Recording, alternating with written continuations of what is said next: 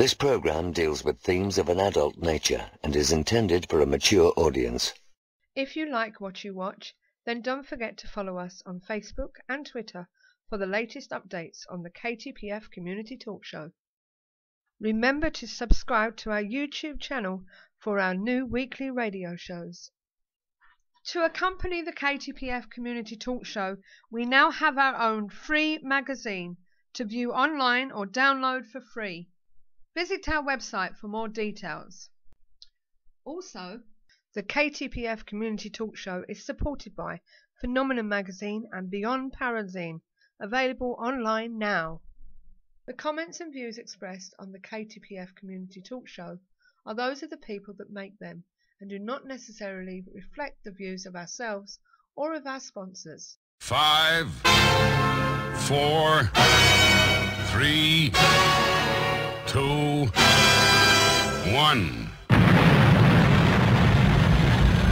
They've landed. You're in the right place. Online, on the web, and on air. All over the world. Talk radio. You hear us, we hear you. Yeah, welcome to the KTPF Community Talk Show, live and uncensored from Manchester in the UK at www.ktpf.co.uk. Broadcasting on KTPF Radio, Worsley Radio, and now on DM Radio in New Jersey, USA. And on mobile listeners can now listen in on HTTP. Go to it.link/KTPF mobile. That's go to as in the number, it.link/KTPF mobile.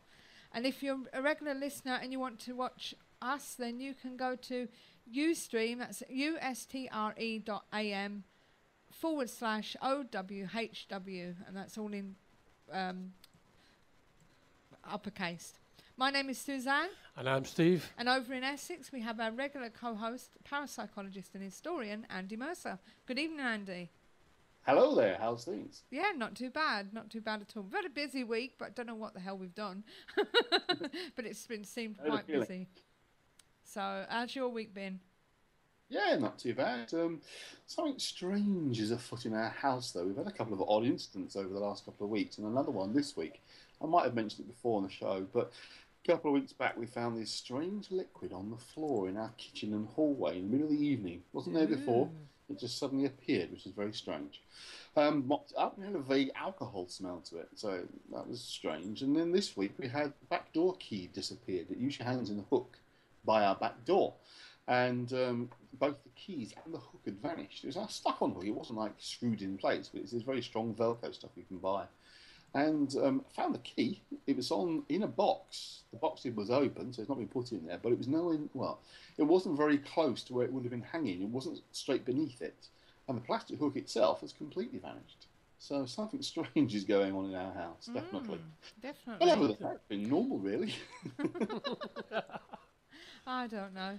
So, yeah, we've not had a bad week. As I say, we've had a few things that we've had to do. We're still trying to update our websites and everything, but Vinny's got to get on the case for that one, so that'll be down to him. But apart from that, it's not been too bad. Yeah, I'm hoping more people don't want to see us this week. Yes, so am I. Please do not want to see us. I don't know whether you've seen on the Facebook page, just to let you know that a long time ago we've been trying to get on stations before, and we've never had the chance, but now we've had the chance. And the only reason why we really had the live stream is because we could only use a live stream with a camera. Live stream, as we said last week, they are changing their format, and they want you to pay now. And with the basic one, you don't even get the embedded system on your website.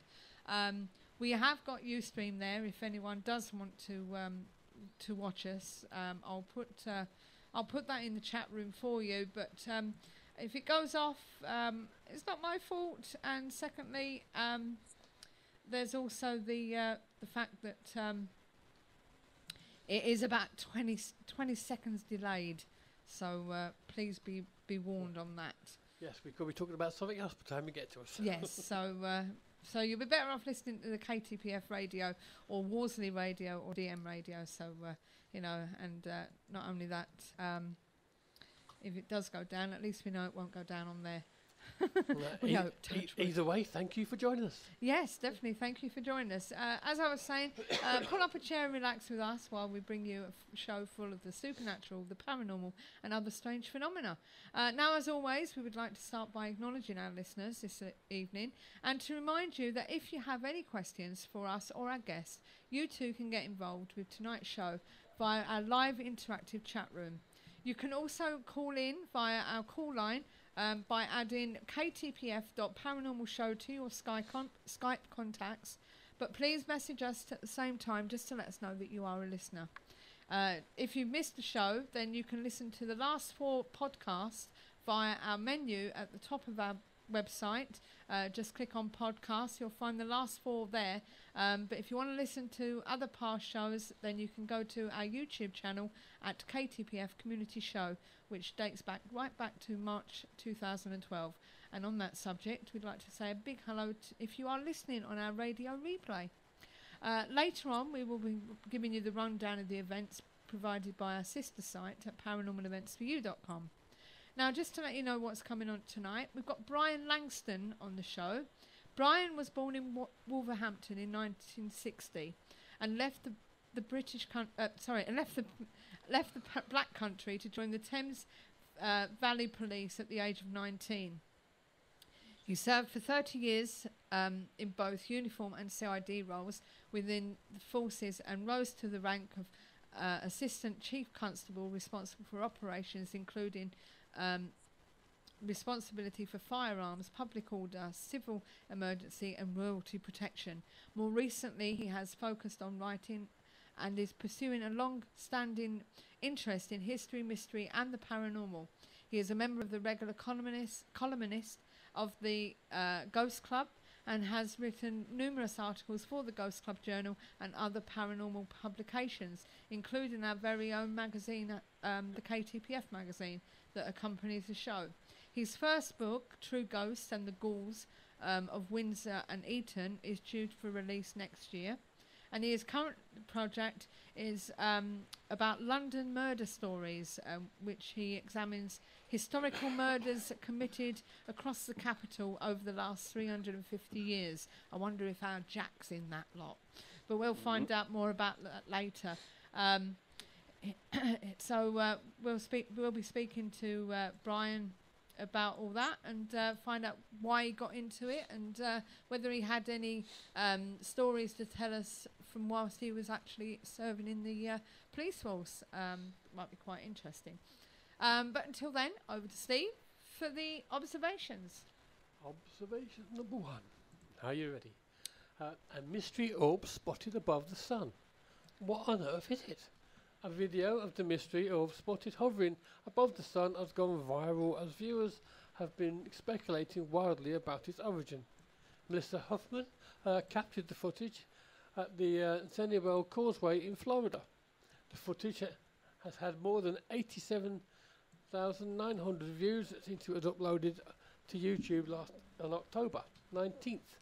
Melissa claims she was with a friend at the time who saw the mystery orb.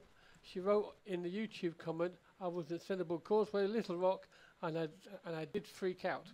I have been studying the sky. It's strange." Theories about the light have ranged from the Nibiru the cataclysm to the burning red dwarf star. Another viewer, if I saw it in person, I would freak out. I have watched the sky for decades through telescopes, cameras and binoculars. Never has there been anything the size of this scale next to the sun.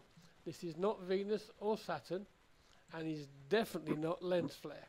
Others disagree. It's a reflection of the sun in the upper atmosphere, almost like a mirage. It's not very common, but there's loads of video evidence. What do you think, guys? Is it something spectacular, or is it just a mirror image of the sun? There's a thing called the second sun, which is created by ice crystals high in the atmosphere. Yeah. Usually they're kind of a little more spread out. Yeah, they're normally side by side, aren't they, kind of thing? Not as intense as that, but I wonder if it's just it was a large dice crystal or collection of crystal that's got caught. I wouldn't have thought it was anything too strange, but you never know. You never know. Well, there we go again. Where are we off to this time? We are off to talk about that little doggy. Oh, not so. You sound like you've got a sore throat. Not Steve. so little. There you go. Ghost dog caught on camera as owner spreads Poochie's ashes. An amazing photograph appears to prove all dogs really do go to heaven. A friend snapped Ashley Lang as she spread the ashes of her beloved golden retriever Wagner over the nearby park. But when the pals looked at the photos, they were shocked to see a strange white glow that appeared to show a ghost dog jumping. Ashley and her friends are convinced the spirit is Wagner returning to woof a final farewell to his owner. Ashley of Chicago, Illinois said it's pretty remarkable, the tail and the legs he looks like he's, leaping up to go. Everyone keeps calling him the angel dog. But commenting on the picture on Facebook, which has been shared more than 300 times, mate Libby Cossett said, "It's Wagner is jumping and playing happy." Jennifer Morrow said, "As soon as I saw the picture, I could see him jumping." Christine Singleton said, "He is your guardian angel." The white silhouette is believed to be the ashes which the camera happened to catch at a miraculous moment. A friend has adjusted the colour levels on the image to make the dog easier to see, but Wagner is still visible in the original. Wagner was 12 when he died, and Ashley believes they formed a bond that lasts beyond the grave. It's nice to think it is the dog, but as they said there, it probably is just the way the camera's caught the ashes at just the right moment. Say, that most likely it's just the ashes where she's thrown them, but it is quite strange when you enlarge it. And by funny coincidence, I was listening to Wagner earlier on today, not the dog, obviously, the German composer. Yeah, funny coincidence there. Next. I'm sure Andy will have something to say about this one. Okay. Demon-infested hell house to be exercised, and you this can episode is brought to you watch. by Message. Hello. A new podcast You're going to have to series. turn that it's further down, Andy, that bit. I don't know why it does it on a lot of these sites. You've got some silly message about something. There we go. We believe the house is living, breathing thing, and we're going to see something. One of the scariest films in Hollywood history, The Exorcist, is based on a real-life tale. The St. Louis house where 12 priests supposedly rescued Roland Doe 66 years ago from demonic possession still stands, and it's waiting for you. But what happened to the evil presence? Where did it go? When it left that poor boy's body, could it still be in that creepy house? Oh my God, oh my God, oh my God, oh my God. It's still in the house. Get out of the house, they say. But no, they're not getting out of the house. This Destination America's Ghost Asylum team will be descending on that hellhole of a house on October the 30th for TV's first live exorcism to cleanse the home of whatever it is inspired. Peter Milli's 1971 best-selling novel and a 73 Academy Award-winning movie. What do you reckon, Andy? Is the house haunted by the evil spirits that supposedly had hold of the child? Do you really want me to comment? Yeah. The thing that concerns me is that, well, first of all, Ghost Asylum, isn't that the people who had this metal cage thing they went and catch ghosts in it, like Ghostbusters? And in itself as well, I don't know, I mean, it's TV, we know TV you feel about it, it's on TV, and you sure it ain't true. And, I don't know, sensationalism, rubbish again. It's interesting that there's this kind of move towards the real story, if you like, the original story, as opposed to the film version, but it just feels to me like they're kind of crashing in on the original film again, which is, it's been kind of done to death, really, if you suit the pun. But yeah, oh well, we'll see. I'm sure I'll end up watching it at some point. Somebody will put it on YouTube. Okay. Somebody's bound to put it on YouTube if you miss it. Yeah. What's next? Here we go. We're going classical again. Okay. Not Wagner this time, but Monet.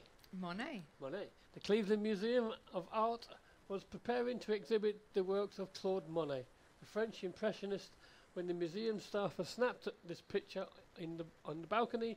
Just above the last picture of the artist stands a figure that looks very much like Monet, beard, clothes, hat and all.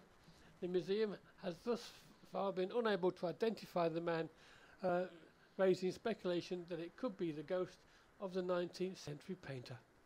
We thought it was such a coincidence on that final day of installing paintings, the modern garden Monet to Matisse. This man resembling Claude Monet was seen peering down onto the lower lobby. Outside the special exhibition hall, museum employee Kelly Latoro told Today. Of course, it's quite possible that the figure is a very alive visitor to the museum, possibly even admirer of Monet, who chose to fashion himself after the artist. Or is it just possible it is the ghost of Claude Monet? The art museum has been the site of other paranormal activity in the past, according to the people who work there. A person closely resembling the man in the painting, portrait of Jean-Gabriel Dutheil, at the signing of the Treaty of Vienna, has been spotted in the museum staring at the painting. The ghost of William Mathewson Milton, the former director of the museum, who died in '78, has been seen wandering around the galleries wearing his trademark tweed jacket with elbow patches, carrying a mysterious package.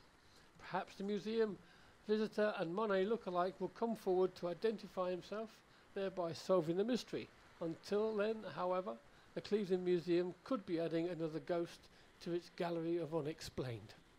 Okay. There we go, ladies and gentlemen. That is the observations for this week. Okay, well, I'm going to throw in my Tupenneth here. Your Tupenneth. Unless you want to comment on that last one, Andy? No, other than it's one of those pictures that unfortunately looks too good to be true. Doesn't mean it's not, but it does look too good to be true. It seems to be the guy literally standing there looking down, and I don't know, maybe. And no one's bothered to do a close-up either, have they? Say again, sorry, mate. Say again? Nobody's bothered to show us a close-up of it either. No, the other thing that's a little interesting, he looks like he's in black and white, only shades of grey, not colour, and appears to be leaning on something. Now, if you look, there's an arm rail that goes across, but then if you can look very closely, where the plant is, you can see it looks like there must be glass that's slightly above the line of the arm rail. So what is he resting on? Because on his, as you look at it very closely, what would be his left, there's a line that he appears to be leaning on, but that doesn't appear to be, and it doesn't go further across. Can you see what I'm talking about? I can.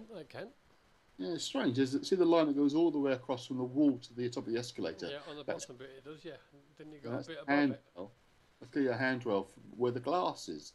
And you can see the discoloration to see where the glass is. But then his left arm seems longer than the right arm. And it's sort of, is it in mid-air? Is that supposed to be a cane he's holding? Or I don't know. But as you say, there's no enlargement either. I mean, I actually tried using, on Mac, you've got a feature where if you hold a couple of keys down, you can enlarge, but it won't get any bigger. So no. Also, if you look at it, on where the glass is on the left-hand side, it's a different colour, but on the other side, it's dead clear. Yeah. It's looking. A building doesn't look right in the background either. I'm beginning to suspect a bit of Photoshop going on here. But incidentally, have you noticed who the article's by? No. Stephen Wagner, another Wagner. Yes. He's in charge of the About team. The what? Sorry. The About Paranormal. Oh, okay. But it's just funny that his name keeps cropping up. Yeah. Yes. So, right, I'm going to do my Tupenneth. I've got quite a few of them today. Good. Okay, my first one is we're going to take you back to Roswell. No, we're not. We're taking you back to the UK's Roswell. Let me get that right. Alien visitors have been held up as one possible cause of sickness in dogs being walked at a notorious UFO hotspot that has been dubbed UK's Roswell. Dog walkers have reported their beloved pets becoming ill after being walked in Rendlesham Forest, Suffolk. The scene of the mysterious mass UFO hotspot in 1980, where flying saucers are still reportedly seen. U.S. military personnel based at RAF Woodbridge next to the forest reported a series of unexplained lights and even a UFO landing in the forest over that Christmas period. Bizarre UFOs have also been seen by residents of the village, and the unexplained case remains one of the UK's most perplexing, with the forest regularly visited by alien hunters. It is not the first time the UFO mystery at Rendlesham has been linked to unexplained sickness, as servicemen who saw the craft land have since received a payout after being affected by radiation. Now there have reportedly been numerous cases of dogs getting sick after being walked along what is known as the UFO trail. Caroline Peters from Felsted in Essex is the latest to report her 2 dogs becoming ill after a visit. She says they got so sick they almost died. She said, "We were there about a half an hour. Ruby was off the lead, but Sparky was on the lead. We saw toadstools, but they have been ruled out. There was nothing in their test to suggest there had been any form of poisoning. Both dogs stayed in the vets overnight in intensive care, but are now recovering. She has been told it was possibly seasonal canine illness, itself a mysterious sickness which affects dogs from August to November." Nigel Watson, author of the UFO Investigations Manual, thinks there may be more to it. Health problems and lots of other weird incidents have certainly been associated with Rendlesham. What do you think about that, Andy? Interesting, yeah. So we were briefly talking before we came on air about the possibility that certain places in the world do have not just one paranormal feature, but a number of paranormal features that are affecting people and causing strange events. That maybe that's the case with Rendlesham itself. I remember many years ago being told by a friend, it's a friend of a friend's story, so coming a bit of a long tale. But actually, a relative of his owns a farm near the Rendlesham Forest itself, and on occasion, whilst doing some basic field maintenance, if you like, digging up the fields of the farm, they found a very strangely shaped skull that they said looked human but was very elongated. And that was then sent off to the doctor, basically. The doctor then sent it off to a hospital in London, and we never heard a thing again about it. It was just like gone. Way back in the 1950s, so long before the UFO event. Yeah. And you're reading it, reminded me of that. I'd forgotten all about that. But say this is kind of a sort of a friend of a friend type story, so it could be a load of rubbish. But that's what he told me, that his uncle basically had said they dug it up in the 1950s. This strange elongated skull, gave it to the local doctors, then sent it up to a London hospital for tests, and that was the last he ever heard of it. So it's possible it's one of those areas that does have a history of strange events.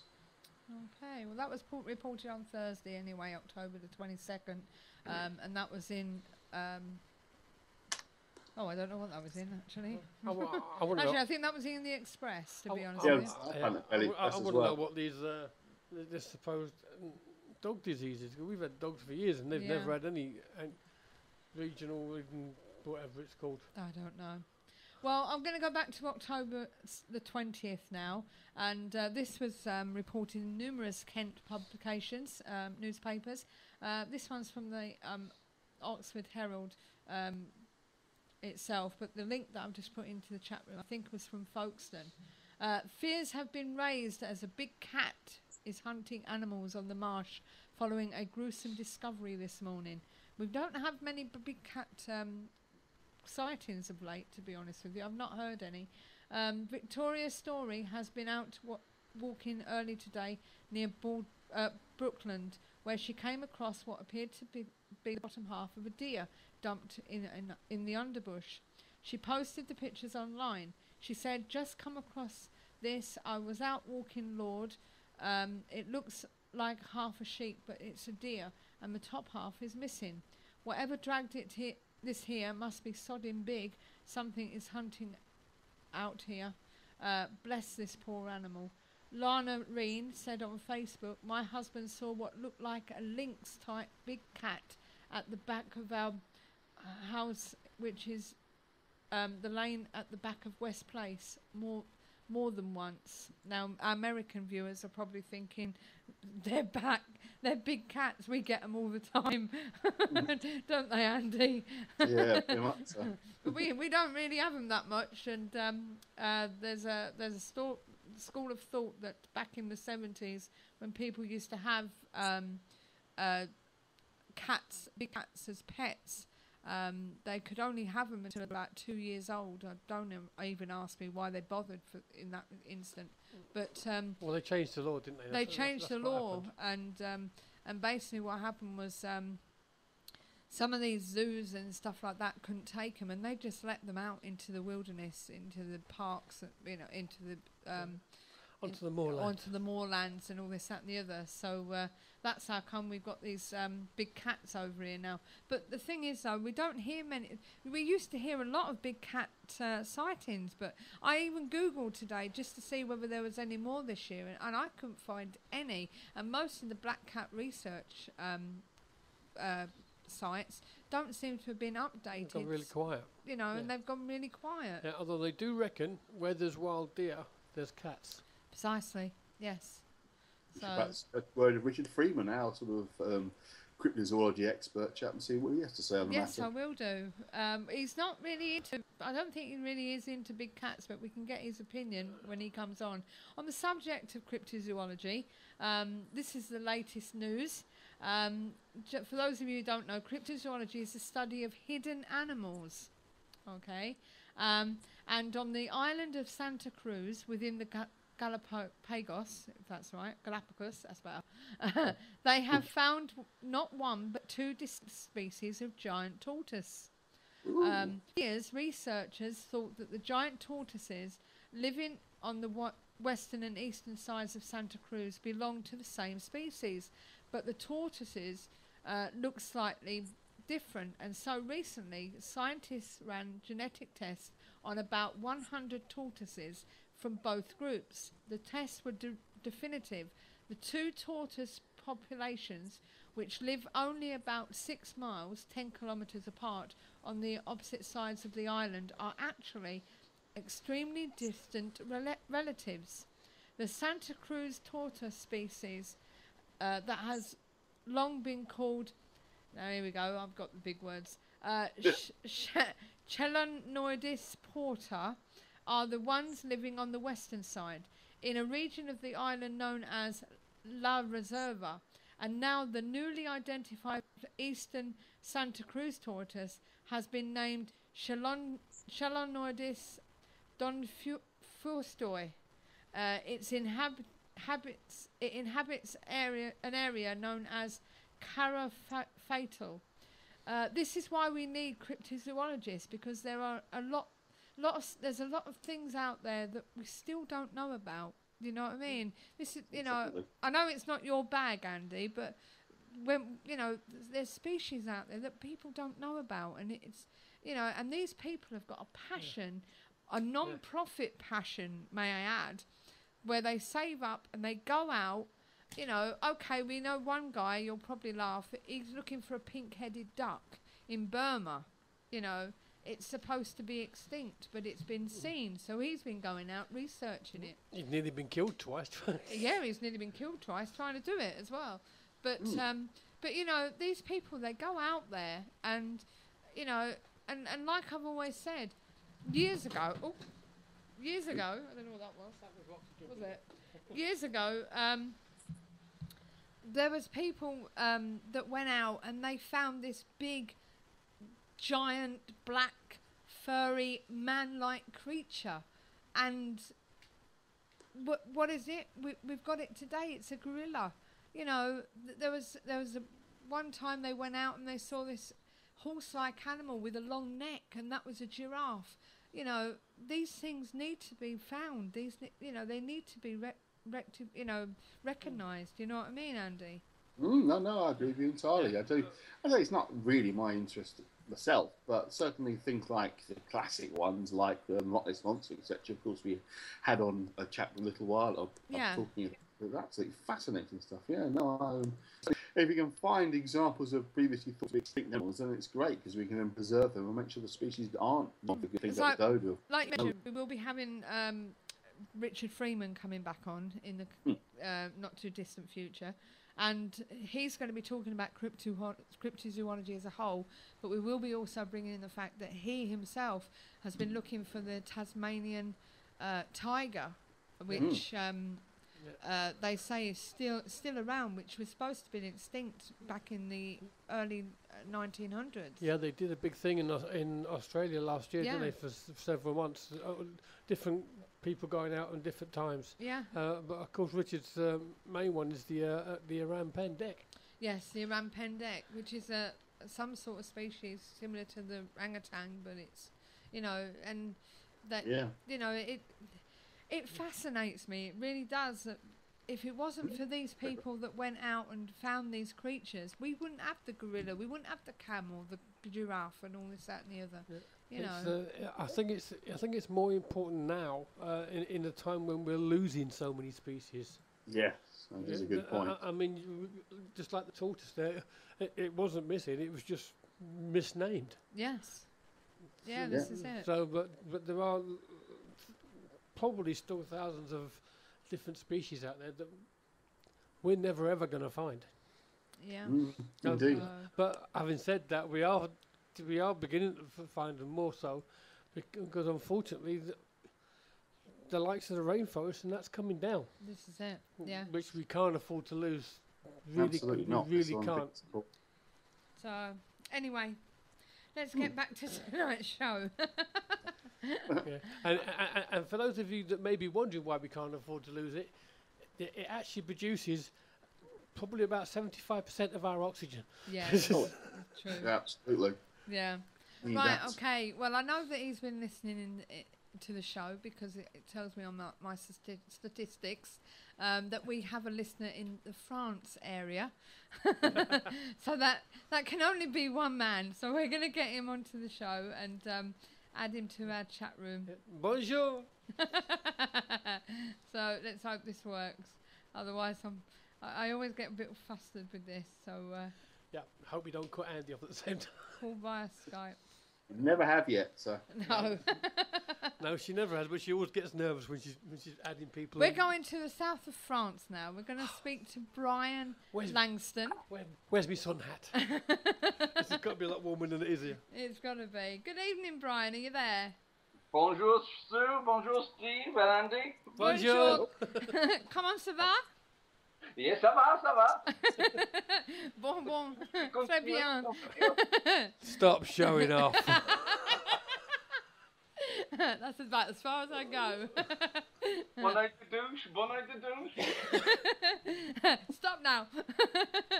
Good evening, Brian. It's nice to have you on the show. About the only thing I can say is Fruella the Mush. But I'm not even sure that's right. Thanks, folks. Delighted to be with you, and thank you for inviting me.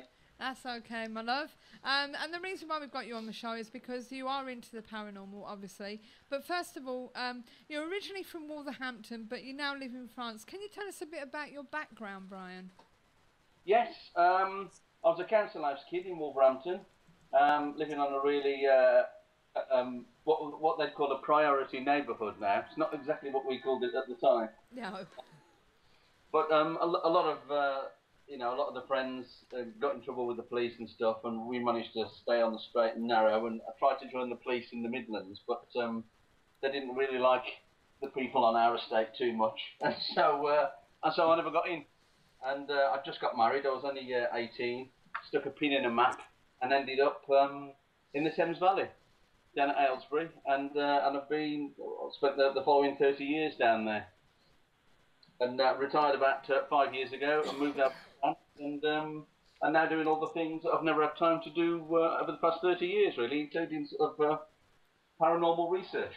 Now, during your time in the force, I believe you interviewed the likes of Sutcliffe and the Crays at Broadmoor, or at one of the Crays at Broadmoor. This must have been interesting to you, and maybe fed your interest into other things. Yes, it was. That was a paranormal experience, really, going to Broadmoor. I bet it was. Yeah, it was like going and visiting Bedlam. How you would imagine Bedlam to have been. a little more organised, but still a very, very strange place. Yeah. We had to go there and interview a number of their patients, as they call them, not inmates or prisoners, patients, because of an incident that happened there, and it had happened on the landing where Ronnie Cray lived, and so did Peter Sutcliffe. So we had to go and interview them, and I've got the dubious distinction of being offered a cup of tea by Peter Sutcliffe, which I declined. But he was a pathetic individual. You know, all this order that's built up around him, and he really was a pathetic-looking person, and the sort that you wouldn't look at twice if you passed him in the street. You know, for all the monstrous image that he's got now. He really was an insignificant toad. Ronnie Cray, on the other hand, was completely different. We had to make an appointment to go and see him. He ran the place. He really did. I bet. So we went there, and I can remember his cell was guarded by what seemed to be a 7-foot-tall, ginger, Irish, gay prisoner who said, "Have you got an appointment?" And in Irish. And we said, "No, we'd just like to have a chat with Mr. Cray." "Well, he's busy at the moment. You're going to have to make an appointment." So we had to make an appointment to go back and visit him a few days later. And of course, the staff were really worried that we don't upset the patients at all. Yeah. So we had to comply, and we went back, and I interviewed him about the incident that had taken place in there. And then he got a very low boredom threshold, and before too long got quite bored and told me to foxtrot Oscar. Not quite so politely, actually. But yeah, quite a really menacing figure. There was something really creepy about the guy. I bet there was. Now, so that was interesting. So, you've had a lifelong history, as I said in the top of the show, both in history and the paranormal. During your time as a police officer, did you get any stories of unexplained incidents and sightings of ghosts, or maybe UFOs? Well, yeah, I was just listening to your cryptozoology bit there, Sue, and we got a phone call not long before I retired, so it must have been probably about 2008. Yeah. I was in the control room, and this woman phoned up from a very posh part of Maidenhead called Monkey Island. It's a little place on the river at Maidenhead. There's a beautiful hotel there now, Monkey Island Hotel. She was looking out of our bedroom window across her lawns and swore blind, this was 10 o'clock in the morning, swore blind that she could see a lion, a female lion. So we raced around there, of course, absolutely nothing at all. We interviewed her, and she was, convinced that these were, a sensible, intelligent woman, and convinced that she'd seen this lion, but it had disappeared by the time we got there. But one of the things that I put in the book was another cryptozoology, and as you say, they are few and far between. Yeah. But one of my colleagues, I'll talk about it a bit later on if you want, saw something very weird, not far from Monkey Island either. Very unusual, which she thought was a werewolf. Really? Yeah, she made the mistake of telling everybody at the Nick, of course, and they made her life a misery for the subsequent 10 years. God. But a very, very creepy encounter she had as well. Bloody hell. Now, So we do get lots of strange things reported. I've never seen anything that I couldn't find an alternative explanation for. No. But I have heard something. And when I was doing some police training as a superintendent, probably about 10 years ago, I was at the staff college, the police staff college at Brams Hill, a beautiful old Jacobean manor house. Yeah. I think it's built about 1604 or something, but it's just a gorgeous manor house. It's supposed to be haunted, and it's one of the 2 or 3 places in the world which is associated with the legend of the Mistletoe Bride. Do you know that one? No, I don't. This is the story where several hundred years ago, a young bride gets married, and on the eve of her wedding, while all the festivities are going on, they decide to play hide and seek. So she goes off in her wedding dress and hides somewhere in the manor house, and the guests all have to find her. Anyway, she went off and hid, and the guests started to find her, and after an hour had passed, they couldn't find her. 2 hours went by, still nothing. 3 or 4 hours, and now this wasn't funny anymore. And actually, they never did find her. And put a bit of a dampener on the wedding, shall we say? Yeah. But she was never seen again. That is until about 50 years later, where subsequent families were pottering about in the loft, and they found this massive trunk in the attic. Opened it up, and there was the body of the bride, now a skeleton, in a wedding dress.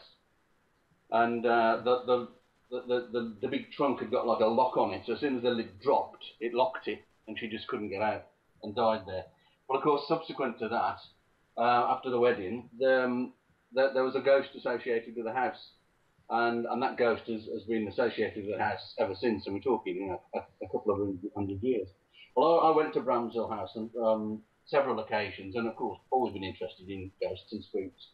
And where she was supposed to walk was what was the long gallery, and it's now the library. And it's got a beautiful library, absolutely beautiful. So I used to go up there when I was on courses and things. I used to go across there at midnight and sit there and wait and see whether I could see anything, but never saw a thing. Did this for years and years. But as I say, about 10 years ago, I was there on a course and I'd got some studying to do. So I was in the library at about 10 o'clock at night, and I was on my own in there and just doing some studying, ready for a presentation the next morning. And we'd had a guided tour of the house that day. And during the Second World War, Goering had visited, or just before the Second World War, Goering had visited Bramshill House when it was in private ownership. Loved it so much that he thought, when we invade England, this is going to be my country seat. So he'd ordered the Luftwaffe not to bomb anywhere around Hampshire at Bramshill House, because that was going to be his house. And this guy did really interesting, this guided tour, told us the story of the Mistletoe Bride and stuff. And then they took us into this room, which they said, this is the very room that Goering slept in. And it was an office now, but so his bed was over there and blah, blah, blah, blah. But it was very atmospheric. Anyway, I'd been working in the library, so about 10 o'clock, and just off the library was this Goering's room. And I thought, oh, I'm going to have a potter in there and just go and have a look again. It was a beautiful room. So I left my studies, nobody else in the library at all, not a soul. In fact, nobody in the house, because all the students were accommodated elsewhere. So I went into this into Goering's room. Now, as you go into it, the door opens outwards onto a narrow corridor. So in order to get past the door along this narrow corridor, you'd have to shut it. Do you know what I mean? Yeah. So the door opens outwards, and then as you go in, there's another door that opens inwards. So it's like a double door. Mm. Anyway, I was in there just looking around, thinking, blimey, fancy Goering with you, I'm just looking at it. And all of a sudden, I heard what I describe as a purposeful footstep coming along the narrow corridor. And I thought, oh, bugger, it's the bloody security guard on his nightly patrols. He's going to wonder what the hell I'm doing in this office, because it's private offices. I couldn't really have been in there. I should have stayed in the library.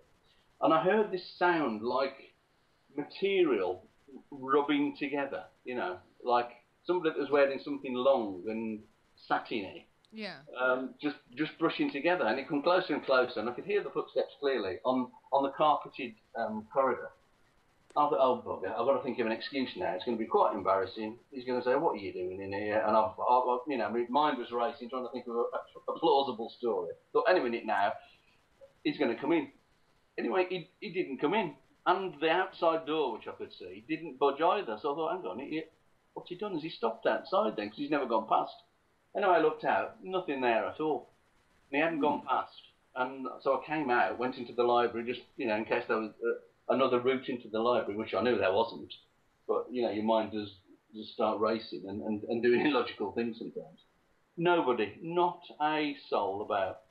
Now, whether or not that was the rustling of the wedding dress of the Mistletoe Bride, I don't know. But it was something which I definitely heard, and I definitely couldn't explain. And that's probably the only thing that personally happened to me that what I've been on my own and nobody else has been present. So Maybe it was pretty odd. Yeah, but put the wind up me, I have to say. But when you realise, you think that was very, very strange. Yeah, yeah. And Andy? then the dawn of realisation, and then your hackles start to go. Then you think, what the hell was it? Yeah. And to this day, I don't know. We've got Andy in Essex. Andy, do you want to come in here? No, I say about it's Herman Goring in a dress. Pardon? Sorry, Andy, I missed that. So maybe it was Herman Goring himself, perhaps in a dress. Yeah. Well, he was partial, wasn't he? He was that way inclined, I think. Yeah, weaving parts, satin dressing gown. Didn't sound like a goose step, though. Well, I imagine the steps were rather heavy as well. It was quite a large. So, well, I thought it was going to be the security guard coming in saying, "That are your papers." But, yeah. No, it's very odd. Very odd.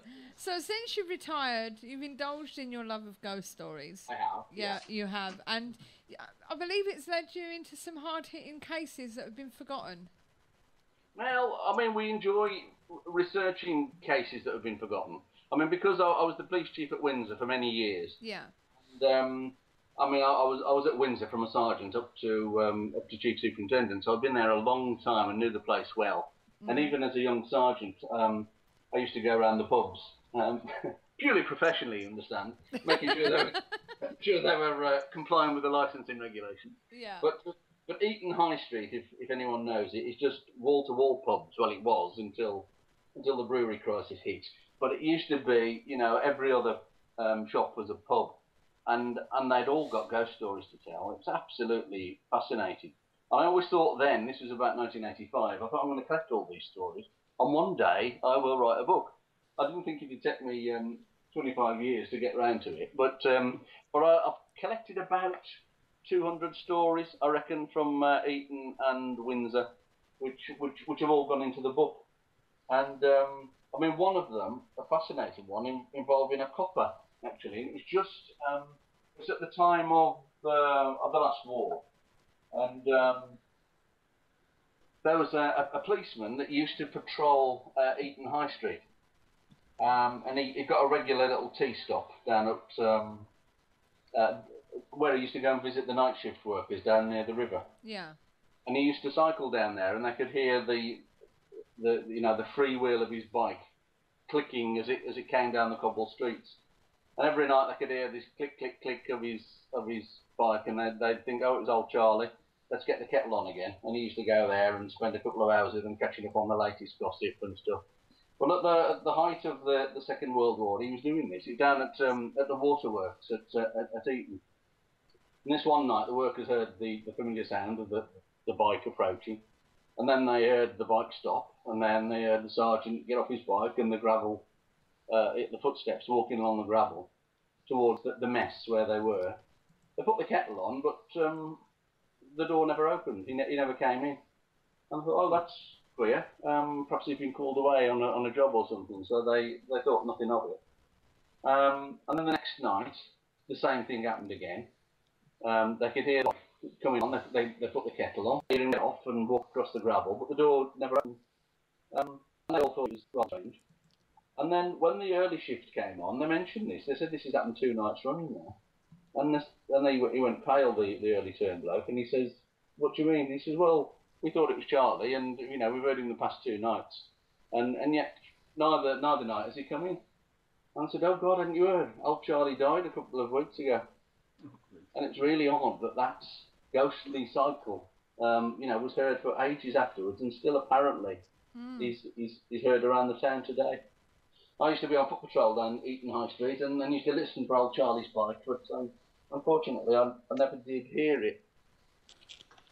Now, you mentioned your book, that's True Ghosts and Ghouls of Windsor and Eton. When is it released? Well, all I can tell you at the moment, Sue, is that it's next year.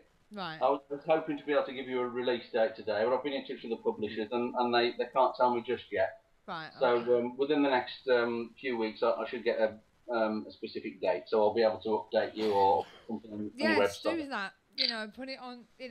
Put it on the Facebook page and let everyone know when it's coming out. Okay. I know. Go on, Dandy. So I know that feels, Brian. I've got a book coming out that should have been out a couple of months ago, and it's still. Oh, really? delayed. Yeah, well, I mean, the first book I've ever written, Andy, and I didn't realise what a long-winded bloody process it was. Be amazed. It was this time last year that I started it. I finished it by Christmas and sent it to the publisher in February. Yeah. And I've heard within the last couple of weeks that definitely we'll have it, and it's next year, but I can't give you a date yet. Well, that's an awful long time. Narrowed down to a year is obviously quite effective. I wrote my book originally 15 years ago, so. It's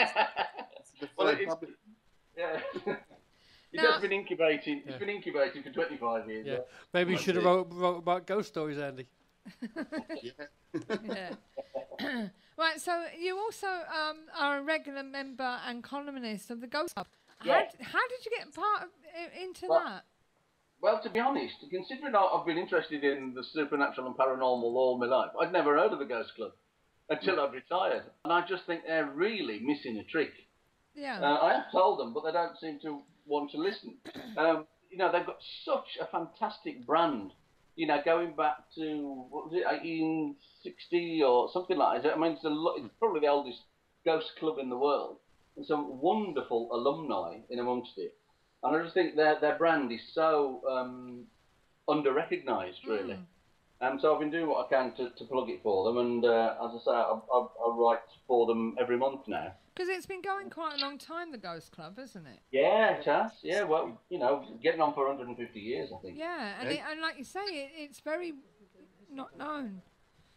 So. No, there was a bit of a schism, I understand, some years ago, and the Ghost Club sort of split into two halves, two factions. Yeah. And one went one way and one went the other. And I don't know all the politics of it, but I certainly think they're missing a trick. They could be doing an awful lot more. Because they've got a wonderful brand, and yet they should have a lot more members than they've got. They do some great stuff. Yeah, this is it. So. But yes, you talked about we like digging up old stories and long forgotten ones. Yes. And there's one that I came across. It isn't in the book, but it's in another book that I'm researching, which has got a working title at the moment of Professor Pyewacket's Compendium of Mysteries. Okay. But it's just an umbrella term that I can dump everything in it that I like. I was going to say, where did that title come from? I don't know what genre they'd put it under, but it's the sort of book that I'd like to read. But all sorts of things in there, like spontaneous human combustion and plagues of frogs, and the one I was going to tell you about was a teleportation. Oh, yeah. A really early case of, perhaps alien abduction or teleportation from Cornwall in 1687. And I come across this looking in the Bodleian Library's records of old pamphlets, and it's only a one-sheet pamphlet, and there isn't a lot of detail in there, and it's frustrating because there's so many, especially as a cop, there's so many questions that you want to ask the witness, that aren't there in the paper. But it happened, say, over 300 years ago on Bodmin Moor, a little village on Bodmin Moor. And there's a chap there called Jacob Mutton, great name, and he was a young servant who was employed by the rector of a village called Hardingham in Cornwall. Apparently a nice young chap, very honest, hard-working, reliable, and all sorts of stuff. Worked for the rector, and then on Sunday the 8th of May, 1687, at about 8 p.m, so he was very precise. He decides to go to bed. He went to bed early. Went upstairs to bed in the rectory. And in the bedroom, he shared with another guy who also worked at the rectory. Anyway, he started to get undressed, did young Jacob, and then he heard a strange noise, and he stopped and listened. It was what he described as a hollow voice saying, "So ho, so ho, so ho." And he listened intently, and then he realised the voice was coming from the room next door. So he went into the room, opened the door, and again heard the same strange noise, so ho, so ho, so ho. And he could tell it was coming from the window. So he went over to the window and looked out, but couldn't see a thing. And the last thing he remembers is leaning on the window frame, and there was a metal bar going across the window. And that's the last thing he remembers, because as soon as he touched that metal bar, he disappeared. Oh, wow. Please don't tell me they found him in Soho. Well, not far off, actually. It wasn't quite that far, but it was 30 miles away. The next morning, they find a metal bar on the floor, 17 foot below, because it's a high window. But there's no sign of Jacob at all. And at the same time, the next morning, he's waking up dazed and bruised, 30 miles away. Yeah. He hasn't got a clue where he is, totally unfamiliar surroundings, and he's also holding an iron bar as he staggers to his feet. He asks where he is, and then there's this crowd of people coming towards him who are going along this narrow country lane on the way to the village market. And this is a town called Stratton, near Bude in Cornwall. And they say, well, you're 4 miles outside Stratton. And he's never been there in his life before, never been to Stratton, and it's 30 miles from home. Yeah. Hadn't got a clue how he got there. So they realise that there's something up with poor Jacob, and so they take him to Stratton with them and look after him and give him something to eat, and he regains his composure, and then they set him off, walking back towards Bodmin again. And it takes him 2 days to walk back. And he gets back home to the rector, who says, where have you been? And we've been worried about you, and tells him about his strange experience. And but they thought his demeanour had changed, because he was described as a brisk and cheerful fellow. But when he came back, he was subdued and melancholic, and he could hardly remember what had happened. The only thing he could remember is that he'd seen a tall man who had taken him over hedges without weariness or hurt. He couldn't remember, whether he was holding the iron bar, or whether the tall man was wearing the iron bar, or what happened to the tall man. And that's where it ends. So, there's lots of unanswered questions. If only you could get your hands on the witness, who was he? And what happened to him after? And how long did this melancholy last? And, who was the mysterious stranger? What does he mean, flying over hedges? Is the rectory still there? So I'm not even quite sure where exactly this rectory is. Yeah. Did the experience change him in any other ways and stuff? But it's really interesting, and when you read it with 21st century eyes, you think, actually, that could have been an alien abduction, So it's things like that. I love finding things like that. Yeah. Did you find it very frustrating that these questions weren't asked? Yes. Oh, yes, definitely. I turned the pamphlet over thinking, oh, this is good. I'm really enjoying this. What happens next? And there's bugger all there. So, that's it. Do you find that ghost hunting is very much like detective work, Brian? Yeah, very much. Yeah, one of the main differences in detective work, one of the primary rules we've got, there's a thing called Lockhard's Law, and that says that every contact leaves a trace, which is like fingerprints and DNA and all that sort of stuff.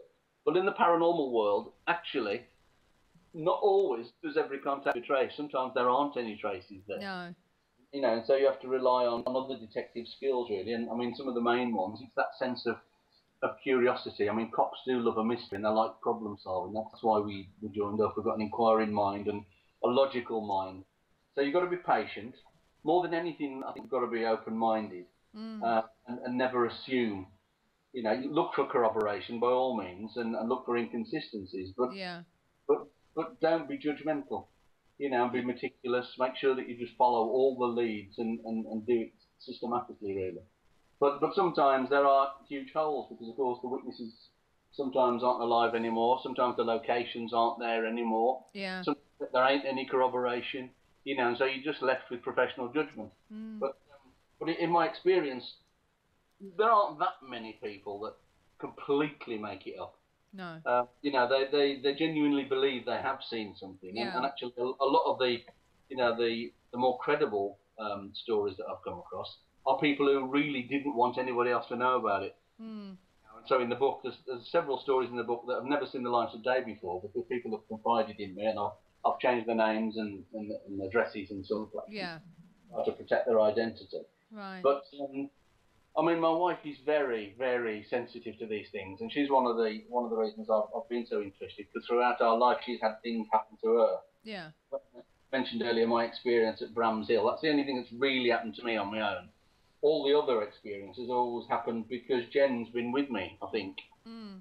We've had some very, very strange goings on during the course of our married life, and including some apports. you know, where things are brought to you. Mm. Really tell us about those. Yeah, well, there's what we got. My wife was an antique dealer, and we bought a massive shed. I mean, it wasn't an ordinary shed; it was a humongous shed, 20 foot wide by 40 foot long, and it used to be packed with all sorts of old antique stuff and furniture and things. And we bought it second hand off a guy that I knew, and it was very cheap. But it seemed to have a character of its own. It's hard to describe. It seemed to have a personality. Because sometimes you went in it, it was perfectly normal. Other times you went in it, and you felt as though you were trespassing, and you know, it felt really creepy, as though it didn't want you to be there. So we just used to lock it up and go back out again until the atmosphere returned. Well, it was packed to the gunwales with all sorts of stuff. And this one day we went in. There was two incidents actually. One we went in, and Jen's mum had died, and so we'd had to clear her house. And we also bought a load of her furniture in and packed it all in the shed as well.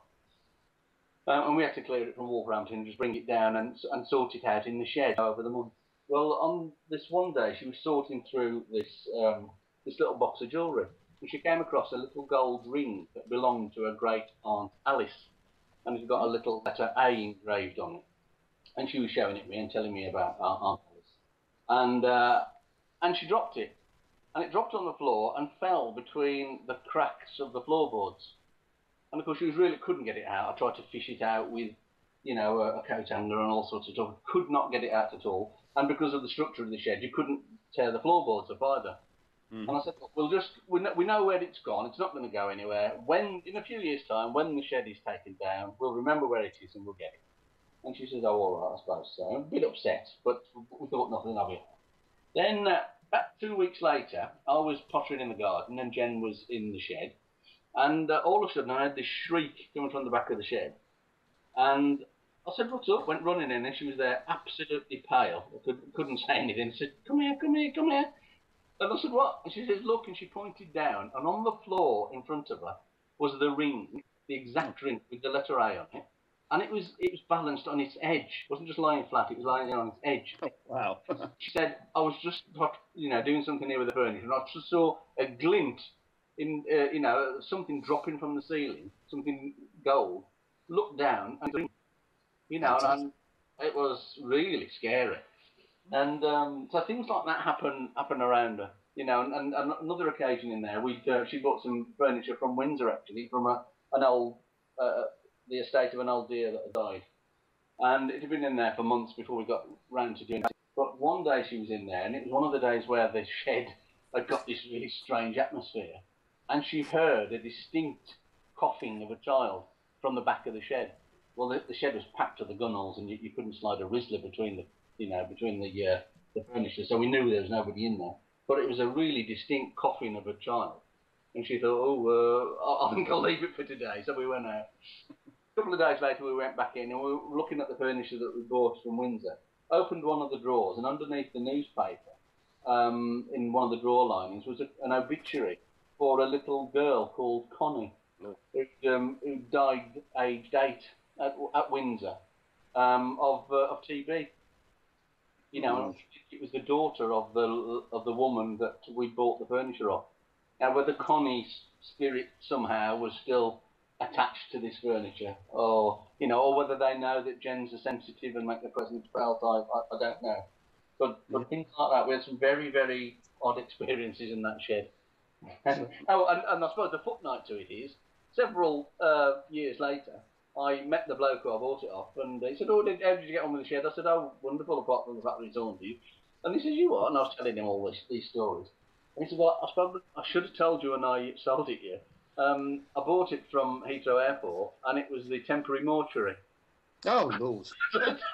Oh, wonderful. Thank you very much for that. So, yeah, very lucky. So there's a few little stories from the shed in the book as well, because we live just outside Windsor. I thought without stretching the point too much, I could put some of our experiences in there. Yeah, certainly should do. Andy?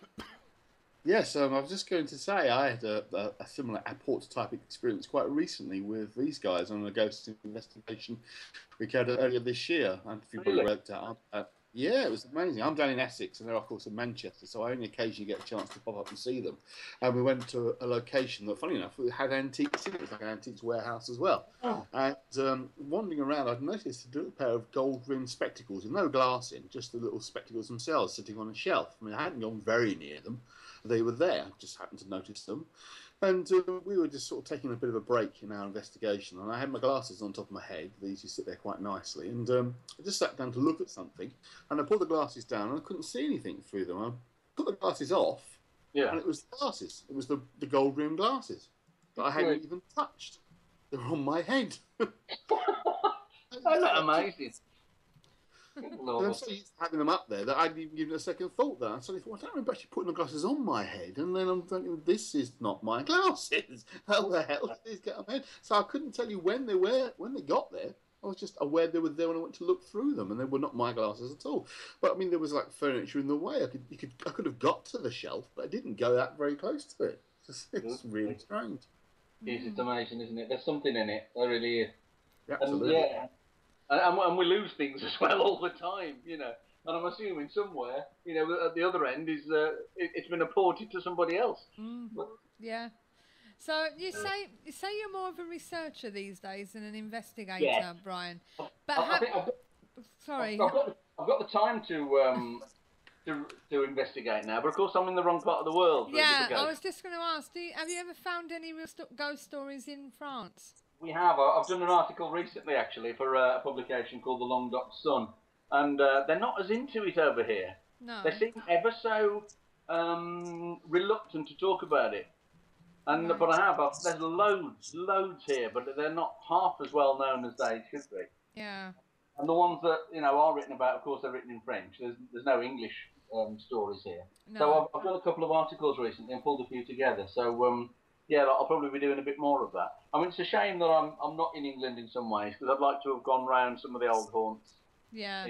And done a bit of proper paranormal detective work. But at the moment, it is pretty much researching rather than investigating.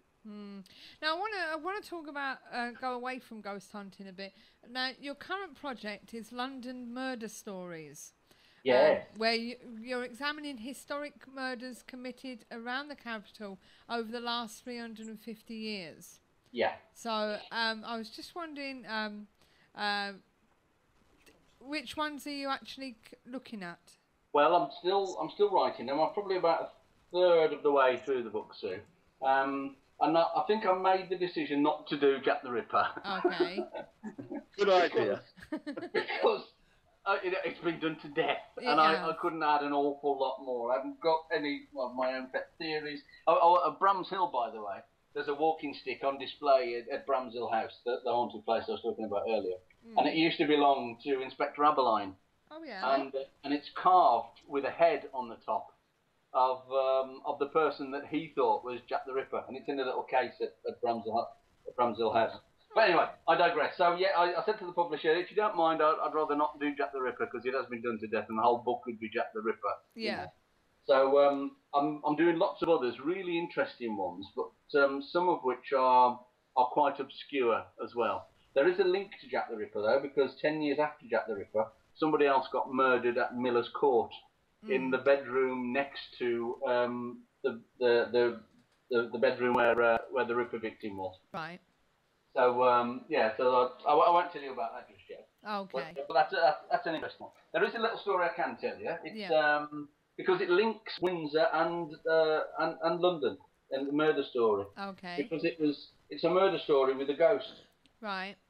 And it was going back in, I think it was 1839. Right. 1839. There was a housemaid who worked at a very posh address in Belgravia, and she shared the house duties with a footman called William Marchant. And William Marchant was quite a nice, educated chap, a bit shy, and all the other servants there used to tease him, because he was a bit shy of girls and stuff. And young Elizabeth Paynton used to flirt and stuff. And this one day she was flashing her garter, I think. And the cook says, "Go and see if you can get hold of that garter, William." And he says, "Oh no, I'm shy." He says, "Go on, you know, don't be bashful." Anyway, there was a bit of banter going on there and a bit of horseplay. And then it was all very peaceable and you know, nice, well-natured. And then the cook goes out, and all the other servants go out, and leaving young William and Elizabeth in the house together. And it looks as though the horseplay then continued, because she starts teasing him, and he, for some strange reason, has a complete transformation of personality. He goes upstairs and finds a cutthroat razor. Comes downstairs and promptly cuts her throat. And then comes to his senses and realises what he's done, and then just flees. Anyway, the cook comes back later, can't get in the house, and thinks, "Oh, aye, I've left them two in here. I wonder what they're up to." So they break in the house and find that she's lying there in a pool of blood with her throat cut. And to start off with, they think she's committed suicide or something, and then they realise, of course, that young William's gone. Anyway, William is legged it, and he's got a friend at Eton, and so decides to make his way to Windsor. But that first night after the murder, he's haunted by the ghost of Elizabeth Paynton. And whenever, you know, even when he shuts his eyes, she's there. Every time he opens his eyes, she's there, saying, "You've killed me, you're going to have to give yourself up." Drives him absolutely mad. Spends a sleepless night. The next day, when daylight comes, he goes to Eton, and he goes to Eton Church, the church at the college there, and prays for forgiveness. And when he looks to the side of him on the pew, she's there.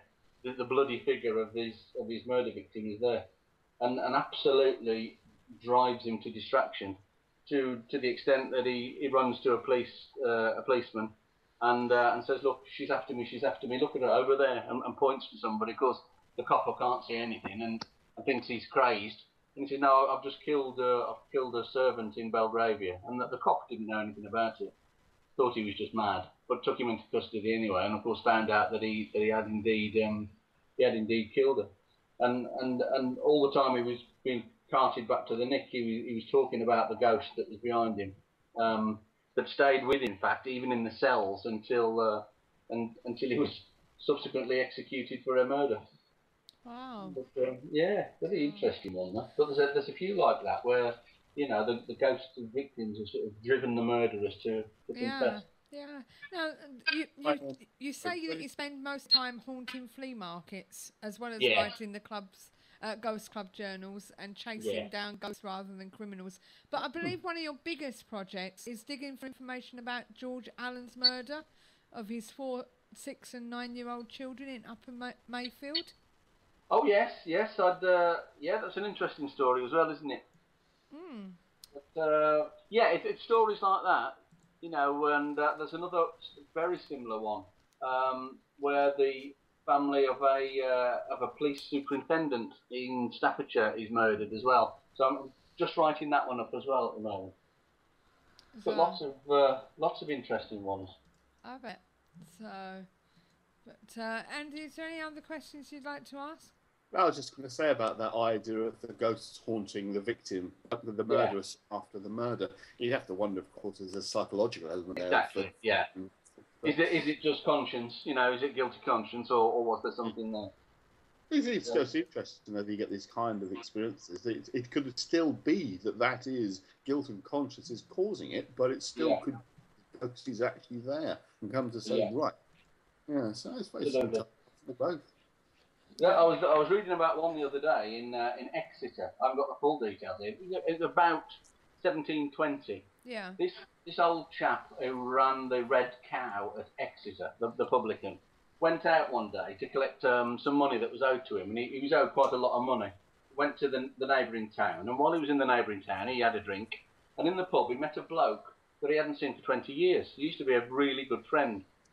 And anyway, they spend the day getting bladdered, and the licensee says, "Well, I've just got to go and collect some money from a bloke that owes me some money, but I own the pub now at Exeter, the Red Lion. How do you fancy coming back?" And this bloke says, "Oh, well, that'd be lovely. Yeah, we can catch up then." Anyway, the licensee goes and collects this load of money, and then they make their way back to the Red Cow. They get back home half cut, and the licensee's wife isn't very happy because he's brought this this strange bloke back with him, and they're both, 7 sheets to the wind.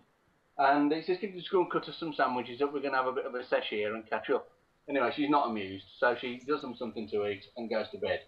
She wakes up in the middle of the night, and he's still not in bed. So she goes downstairs at 3 o'clock in the morning, and the visitor is there, absolutely sparko, fast asleep, snoring away. No sign of her husband. And she says, "Where's he gone?" And they wake him up, and he's half cut. She says, "Well, I don't know, I ain't seen him for hours." Anyway, they go looking for him, can't find him at all. He's never, ever seen again, the licensee. Anyway, there's a bit of a hue and cry, and this visitor then gets accused of murdering him. And they say, "Well, look, he went out that day to collect a load of money. It's funny that he's bumped into him, and now he's gone missing. What's obviously happened is you've killed him in the middle of the night, you've hid the body, and you've come back here and tried to brazen it out." So he's put on trial for murder, and during the course of the murder trial, several people come forward in Exeter to say that the ghost of the licensee has appeared to them at the foot of their beds and said, "Yes, I have been murdered by this John Smith, let's call him because I can't remember his real name. I have been murdered by John Smith."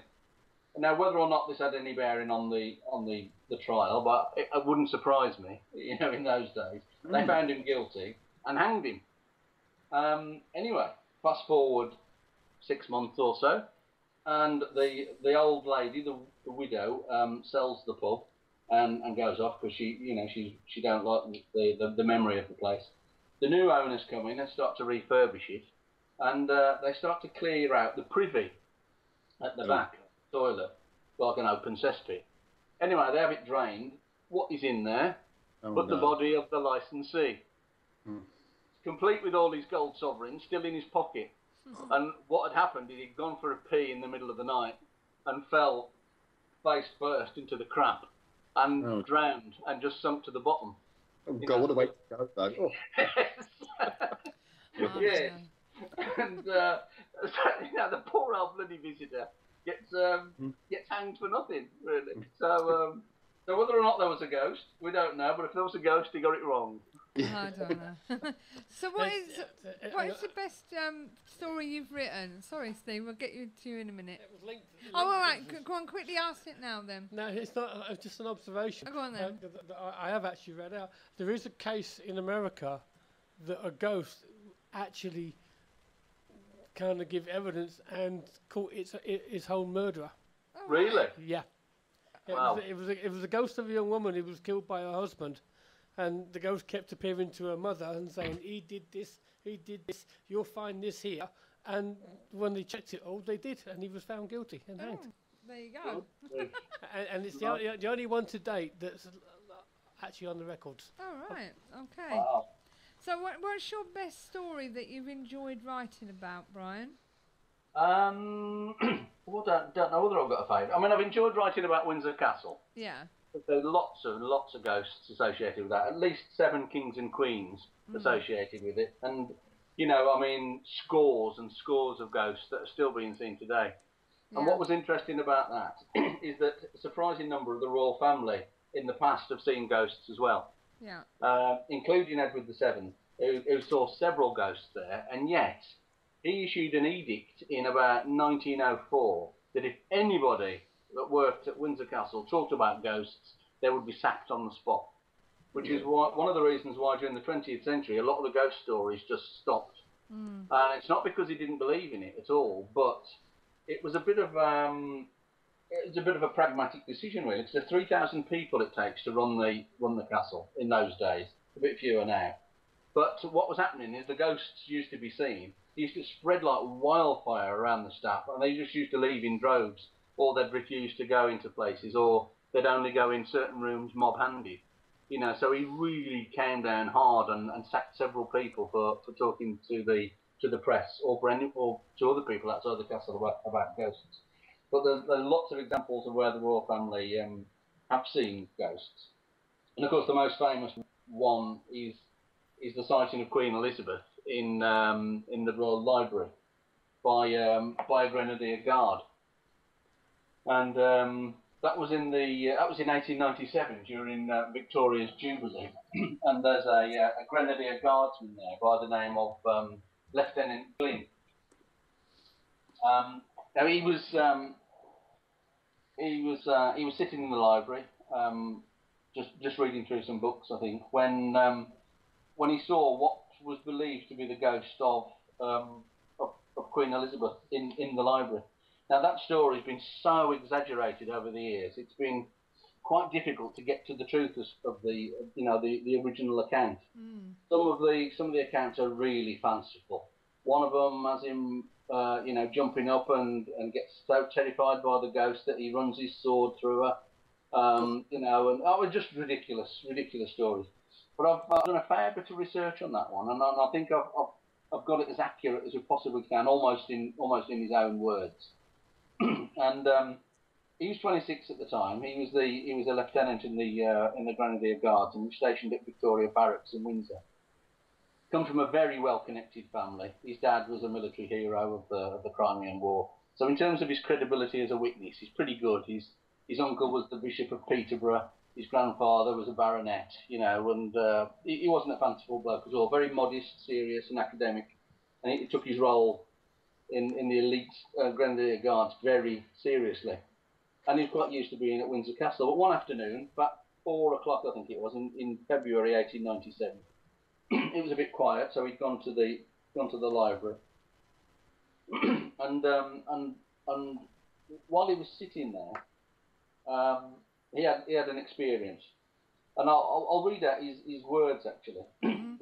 His words were told through his mum, because when the story hit the press, it just went ballistic, and everybody was trying to interview him, and he fled to Scotland with the regiment to try to escape all the publicity.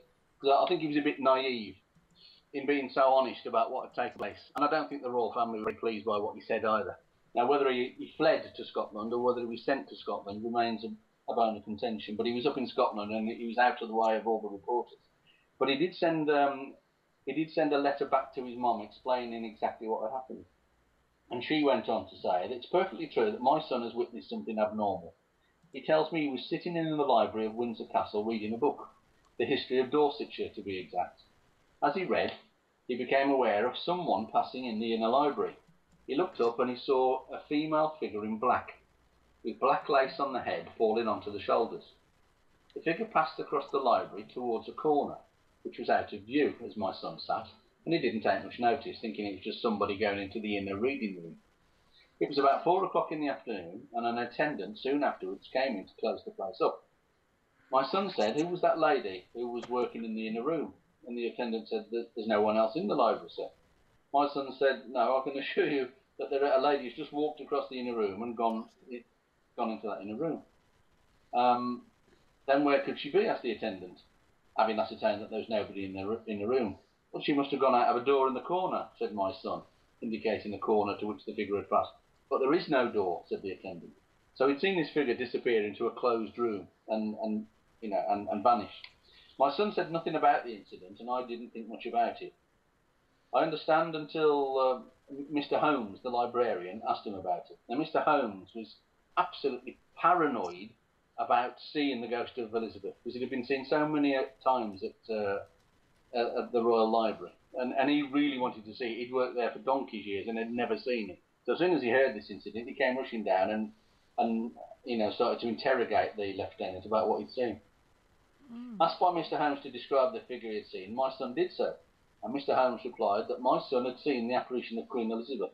So the suggestion that it was Queen Elizabeth was put to him by the librarian, because all he saw was, a woman in black. Mr. Holmes added that there were records that this apparition haunted these rooms, but Lieutenant Glenn was the first man in our time who had seen it. The Dean of Windsor also asked my son about it, and several members of the royal family interviewed him about the subject. As for Mr. Holmes, I am given to understand that he has spent many nights and days in the library since, in the hopes of seeing a visitation. And the father then came in and said, "If my son says he's seen anything, then you may take it from us that he's seen something. He's a fresh, honest English boy. He might only be a subaltern, but he's fond of field sports. And like most guardsmen, he's fond of reading, but he wouldn't exaggerate anything a hair's breadth." So they really stood up for him. Anyway, there was a clamour from the press to try to get an interview with Lieutenant Glynn, who by now was in the Isles of Islay in Scotland. But he sent a telegram to the Daily Mail saying, "Look, I've sent a statement to my mum. If you want to take it from that, that's all you're gonna see." And that was it really. But he got himself into an awful lot of trouble as a result. The Daily Mail then turned up and went to the library, and they do a little spiel in the Daily Mail in 1897, and it says, "Mr. Holmes, the librarian, conducted me to the scene of the alleged apparition. He pointed out the chair occupied by Lieutenant Glynn, which stands on the east side of the first room, and I seated myself in it. Immediately before me was a large globe, looking past which a few steps lead into a gallery, the sides of which are lined with books. On the south side of the gallery, which was being built by Queen Elizabeth, used to be a picture gallery, and she was accustomed to walk there whenever she reflected on statecraft. Mr. Holmes said that this gallery has a reputation of being haunted by the ghost of Queen Elizabeth, and the last sighting had been 27 years before. But it turns out that the room that he saw her disappear into, which by that time was a dead end, used to lead out onto the terrace outside, and that used to be the place that she used to promenade. But poor old Lieutenant Glynn, he was castigated by the army and by the royal family, called a gullible fool, called hinged, and all sorts. He got a lot of stick, and so he kept his head down then for a few years after that. But he went on to have a very successful military career, and ended up being a lieutenant general, but would never talk about it after because of all the crap that he got into really on that occasion. But that's probably the last authenticated sighting of Queen Elizabeth I, which is over 100 years ago now. Right. Whether or not there have been other sightings, but they're just being suppressed by the castle, we will never know. Yeah. We've got Ghost Rider in the chat room. He's asking whether you've ever been to the Crime Museum, the Black Museum. I have, yeah, fantastic. And have there been any items associated to hauntings there? Just trying to think actually, because it is on. It is open to the public now, isn't it? When I went, it was just closed. It was only coppers and detectives that could go and see it because it was Scotland Yard. But now they've taken it out. I can't remember which museum, but this month it's out in one of the museums of London. They've taken hundreds of exhibits out there. I'm really interested. I'm just trying to think whether I can recall any that have got some supernatural connections, and off the top of my head, I can't, I'm afraid. Okay. It's the Museum of London. That's it, yeah. In the major exhibit. It's well worth going. I mean, very, very gruesome. Really gruesome. Some of the stuff, it's, fine. Right, okay. So, what would you like to write about next? I know you're falling over yourself with all these stories, but what would you like to write about? What's the next thing that you're thinking of? Because you seem the sort of person, you've got the Eton and Windsor one coming out soon. You're working on London murder things, but I bet you've got something else there in that background. Oh, but it's this, the one I'm calling Professor Pyewacket's Compendium of Mysteries. That's my sort of working title, because it's going to be a mop-up for all these sort of weird stories. Yeah. So I want to get a collection of those together, and I can't really compartmentalize it. I don't know what to call it. Yeah. But it's just I think you should keep that title personally. Yes. Yeah. And of course, Pyewacket was one of the cats, weren't they? From one of the witches, from the Witchfinder General. Yeah. One of the witches that he persecuted there had a cat called Pyewacket. Do what, Andy? I knew I knew the name from somewhere, and I couldn't think where it was from. Yeah. Yeah, one of Matthew Hopkins' victims' cats. I don't know. So one of them. So things with spontaneous human combustion and teleportation and UFOs and aliens, just bring them all together, and they're just not too heavy read, nothing too academic, but just a collection of something like that. So perhaps when I've done that, I can come back on and tell you about it. Yeah, definitely. It's been great having you on the show anyway, Brian. And thank you again for contributing to our KTPF magazine. We look forward to your next story. Lovely. But when it comes to stories, where can people read about your articles? The best place now, I mean, I've just literally this week set up a website. I've been on about it for years, but I've now got www.brianlangston.com, all one word. Yeah. And if you go on there, there's about 20 stories on there that you can read right away, and I'm sort of adding to them every day. Right, okay. And as I say, it's been great having you on the show. You've been a very fun guest. Thank you. You're a very jolly chap, aren't you? Oh, yes. You're a very good storyteller. You really should have been on Jack and Orin. Yes. Are you sitting comfortably? Yes, you would have given Bernard Cribbin a run for his money. In all seriousness, I would certainly consider doing an audio version of your book, Brian. Definitely. Oh, that's a good idea. Yeah, no, that's a definitely great idea, Andy.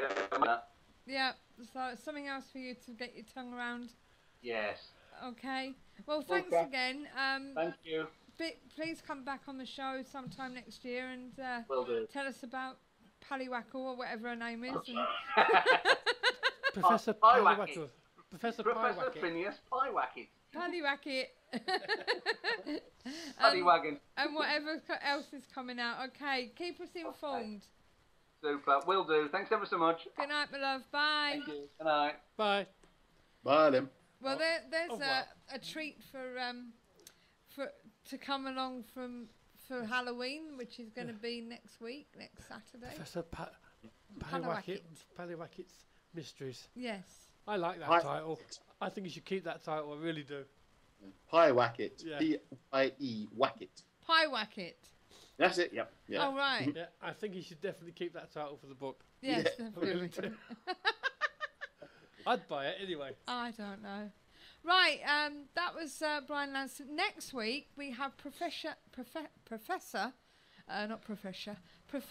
Antonio Paris on the show. He's an author and researcher, founder and director of Aerial Phenomena. He is a former U.S. Army counterintelligence officer and Department of Defense counterintelligence special agent. He is the author of 2 books, Aerial Phenomena, Reviving Ufology for the 21st Century and Space Science. Space Science. Additionally, he is the director and producer of the documentaries Area 51, A History of This Reclusive Base, which was brought out in 2012, and Skinwalker, which was brought out in 2014.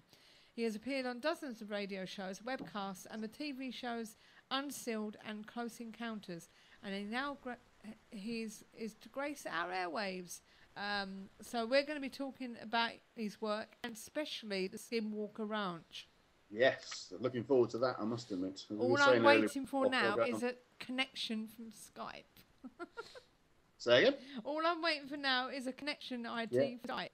Well, I hope so, because this is one area I'm absolutely fascinated by, the Skinwalker Ranch stuff. Yes. I really find And unlike our last guest who tried to get there, this gentleman has actually been.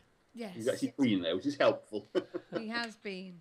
So, which is, I don't know what happened to that last one. He said, he'd written about it, so we thought we'd have him on the show, and when he got on the show, it turned out he hadn't been. So... No, we got close to it, and then got... so it was quite sick. Yeah, he got close, but he was a bit sick, wasn't he? But so hopefully we'll hear from Antonio with a connection, and we'll be able to chat to him next week, won't we? Oh yeah. So definitely looking forward to having him on the show. So I'm just reading this bit about Pyewacket. Pyewacket. Yes. What about Pyewacket? It's a cat. Oh right, about the cat. Yeah. Well, what's it say about it? It's not. It's just that it was a familiar spirit of a witch detected by Witchfinder General Matthew Hopkins in 1644 in Manningtree, Essex. Okay. And she had several others. She had Holt, who liked kittling. Jamira is a fat spaniel, not without any legs at all. Vinegar Tom, who was a long-legged greyhound with the head like an ox. Saki and Sugar was a black rabbit. And News looks like a polecat. Oh, right. Okay. And not forgetting Alaman's pie wacket, peck in the crown, grizzle, green dot described as. Oh, right. Okay. Right, what we're going to do is... That, according to Wikipedia. Wikipedia. Which Andy has put the link on, I see. Okay. What we're going to do is we're going to do the paranormal events. So I'll see you in a bit. We've got all the news right here. Don't go away. Fed up of wading through the activities and events that other advertisers include? Find just what you're looking for at paranormaleventsforyou.com, your one-stop paranormal directory. Well, with Halloween coming up this weekend we've got Halloween Ghost Hunt at the Jamaica Inn in Cornwall. On the 30th of October, there's an Evening with the Afterlife with John Sixth Sense. There's a Hay Hall, Wigan, paranormal investigation with your mine host, UK Shadow Seekers. Also on the 30th of October is Saltmarsh Hall, Ghost Callers UK are there. On the 31st of October, Dobroyd Castle in Todmorden, Haunted Rosendale are there. And Derek Okora is still doing his Psychic Ether tour. On the 29th, he's at New Brighton Casino. On the 30th, he's at Blackpool Casino. And on the 31st, he's at the Grosvenor Casino, Coventry. And Tony Stockwell starts his tour again in November. So you can find out more about these by visiting paranormaleventsforyou.com. So check out the one-stop paranormal directory for more investigations and events, available now. Paranormaleventsforyou.com also offers banner advertising for only £10 per year. See our website for more details. Paranormaleventsforyou.com, your one-stop paranormal directory. Yeah, that's what's coming up in the next week. Now, don't forget, if you would like to be on the show, then contact us at show@ktpf.co.uk, where we are open to discuss any specific area within this genre, including ghosts, UFOs, cryptozoology, psychic phenomena, and other supernatural and unexplained mysteries. What will you do? So get involved, as this is your show too. Issue 6 of our magazine is out now, which accompanies the show, with contributions from many names within the topics we cover, plus our regular features and much more. Just click the link on our menu bar to view our online digital flip page version or to download a PDF version for yourself. Our next issue will be available in December, so please look out for that. And if you would like to contribute any subject to the magazine, including showcasing groups or highlighting venues, you can contact us at editor@ktpf.co.uk. Although we regret we cannot accept every article we receive. Right, okay, Andy, we stop messing. I don't know what happened there. The video YouTube page just opened. I didn't click on anything, it just suddenly opened. I was trying to open up the our page, the live stream page, to put the links on for my little stories. I don't know what that suddenly started all by itself. It's a mystery. I don't know. Talking about mysteries, it's time, ladies and gentlemen, for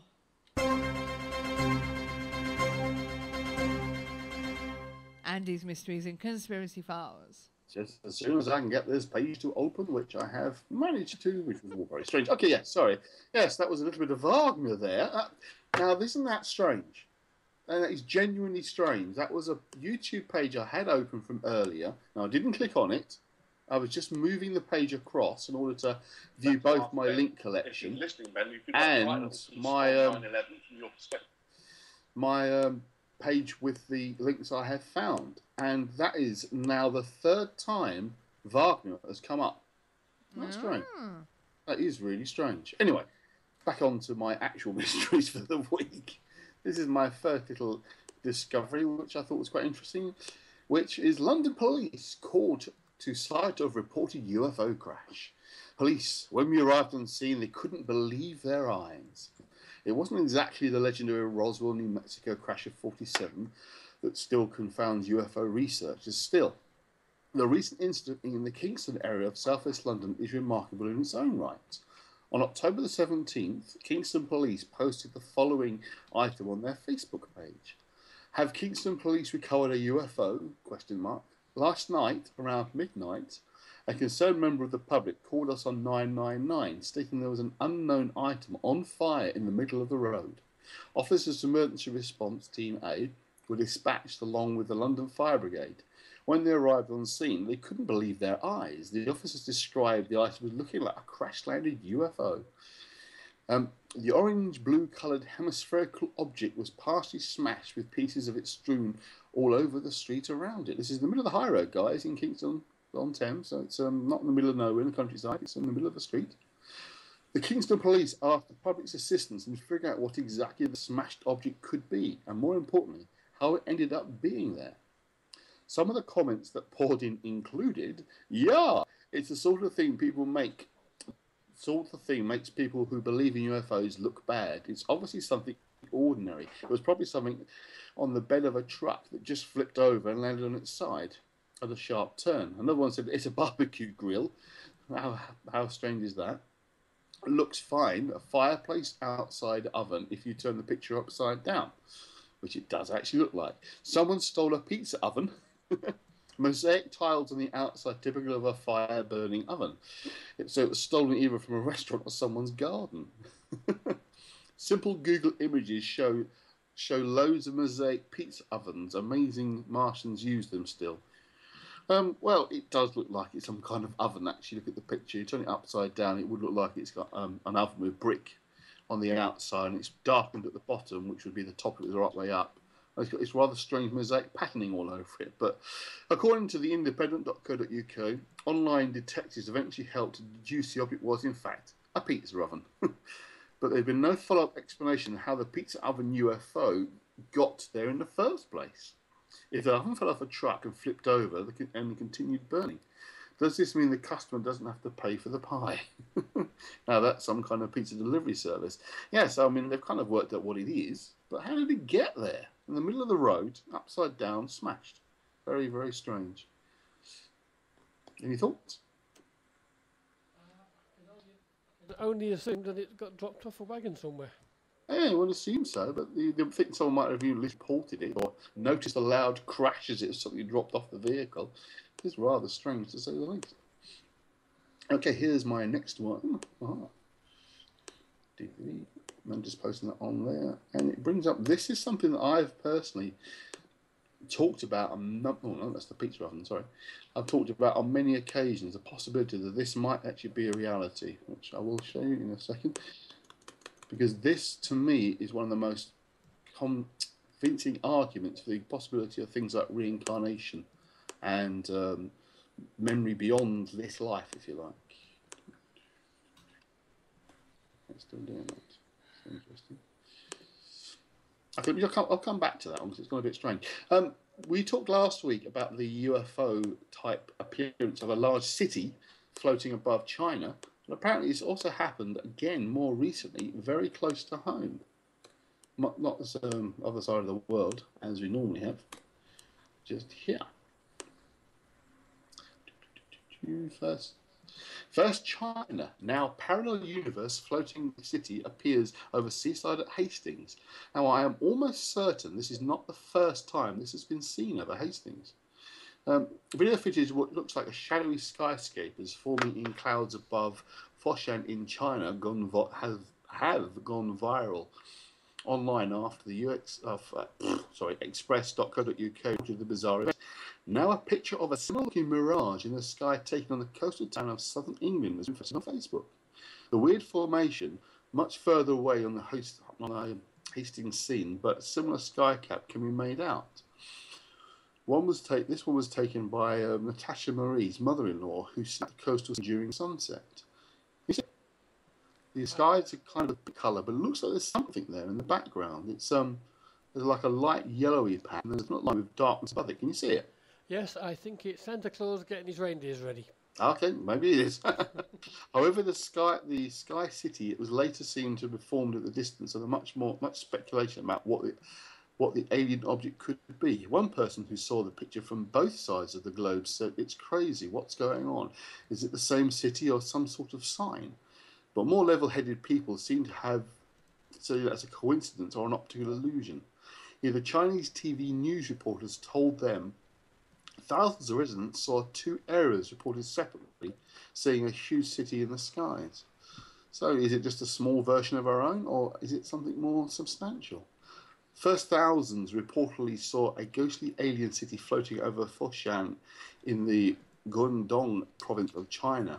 A few days earlier, people in the province of Zhejiang, China, also reported seeing a similar cloud city. Weather experts have explained all these phenomena as a natural mirage, an optical illusion called Fata Morgana. Fata Morgana. Never heard that before. You ever heard that before? Nope, not me. No, Fata Morgana can be seen on land or sea and involves optical distortions and inversions of distant objects, such as boats, which can appear as skyscrapers because the image becomes stacked. When rays of light bend... Sorry? I did this last week. The same article? No, you did the one in China. You did the China one. They said this one is... This one's at Hastings. Oh, right. This is Hastings, yeah. Okay. It came home. Indeed. I've seen them more here. Fata Morgana means mirage. Yeah. Yes, this is the one, you covered the China one last week. This one is in Hastings. And I said, I've got a feeling this has happened in Hastings before. It struck me as, I'm sure I've read this before. So this is very recently dated. So, there we go. That's the sighting of this floating city yet again. I mean, there is, I think I mentioned last time, there was definitely an occasion during the First World War when a battalion of soldiers appeared to be in the sky, hovering above the troops, which, again, could be that same kind of strange cloud reflection. I mean, there probably are some kind of weird cloud reflection, but it is interesting how it suddenly happened several times in China and then suddenly appears over Hastings, much closer to home. So, that's intriguing. Can I just ask, is this your second one that you've just done, or the third? That's the second one. Unfortunately, what's happened is I've cut and pasted over my original one, but that DNA memory, so I've lost the link to it. So, yeah, excuse that one. But this is another little discovery. It's the good old-fashioned ISS, the International Space Station, is being buzzed yet again. It seems to be very much the target of UFO visitations. A strange glowing orb, has accompanied by a nearby blue flash, has been seen near the International Space Station. Maybe that's what was over the sun. Maybe indeed. Actually, yeah, that's a possibility. Yeah. This is the latest in a series of alleged UFO sightings near the ISS, which some alien researchers claim as being hounded by them, as reported by the Express last week.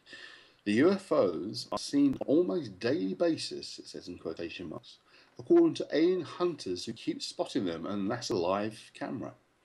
The latest sighting on Saturday was an orb which appeared to get closer to the ISS and glow in an updated YouTube video. It was put up by Finding UFO.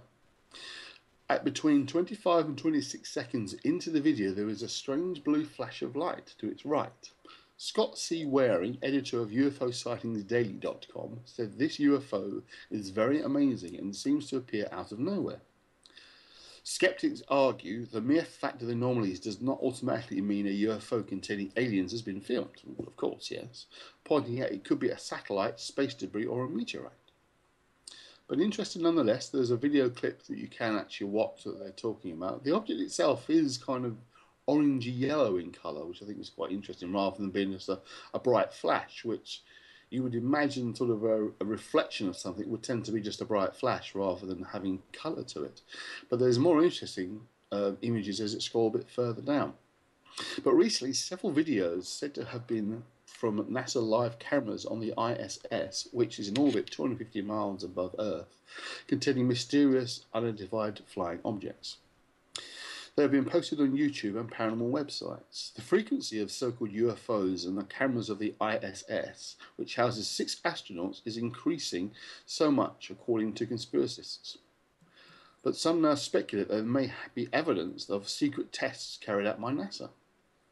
So it could be secret observations of spacecraft being launched by the American military. The latest is said to have been filmed on October the 1st and shows what is described as a glowing object moving towards the space station, but far below its orbit. Alien conspiracists, Scott C. Waring, him again, who edits the UFO sightings daily, speculated the object could be a UFO or it could be a top-secret project with NASA is involved with. Its slow movement is a little baffling to me. What are your thoughts on the craft, anyway? So there's the video footage is there to be viewed. Jesse Carter replied on his site, I'm on this site to research. I experienced something very similar tonight to what is in the video at 8:15 p.m. Central Time in Illinois. It was a clear sky, stars out. Very noticeable if you're a stargazer. I'd know if the time this video was shot, but where it could have been the very same object.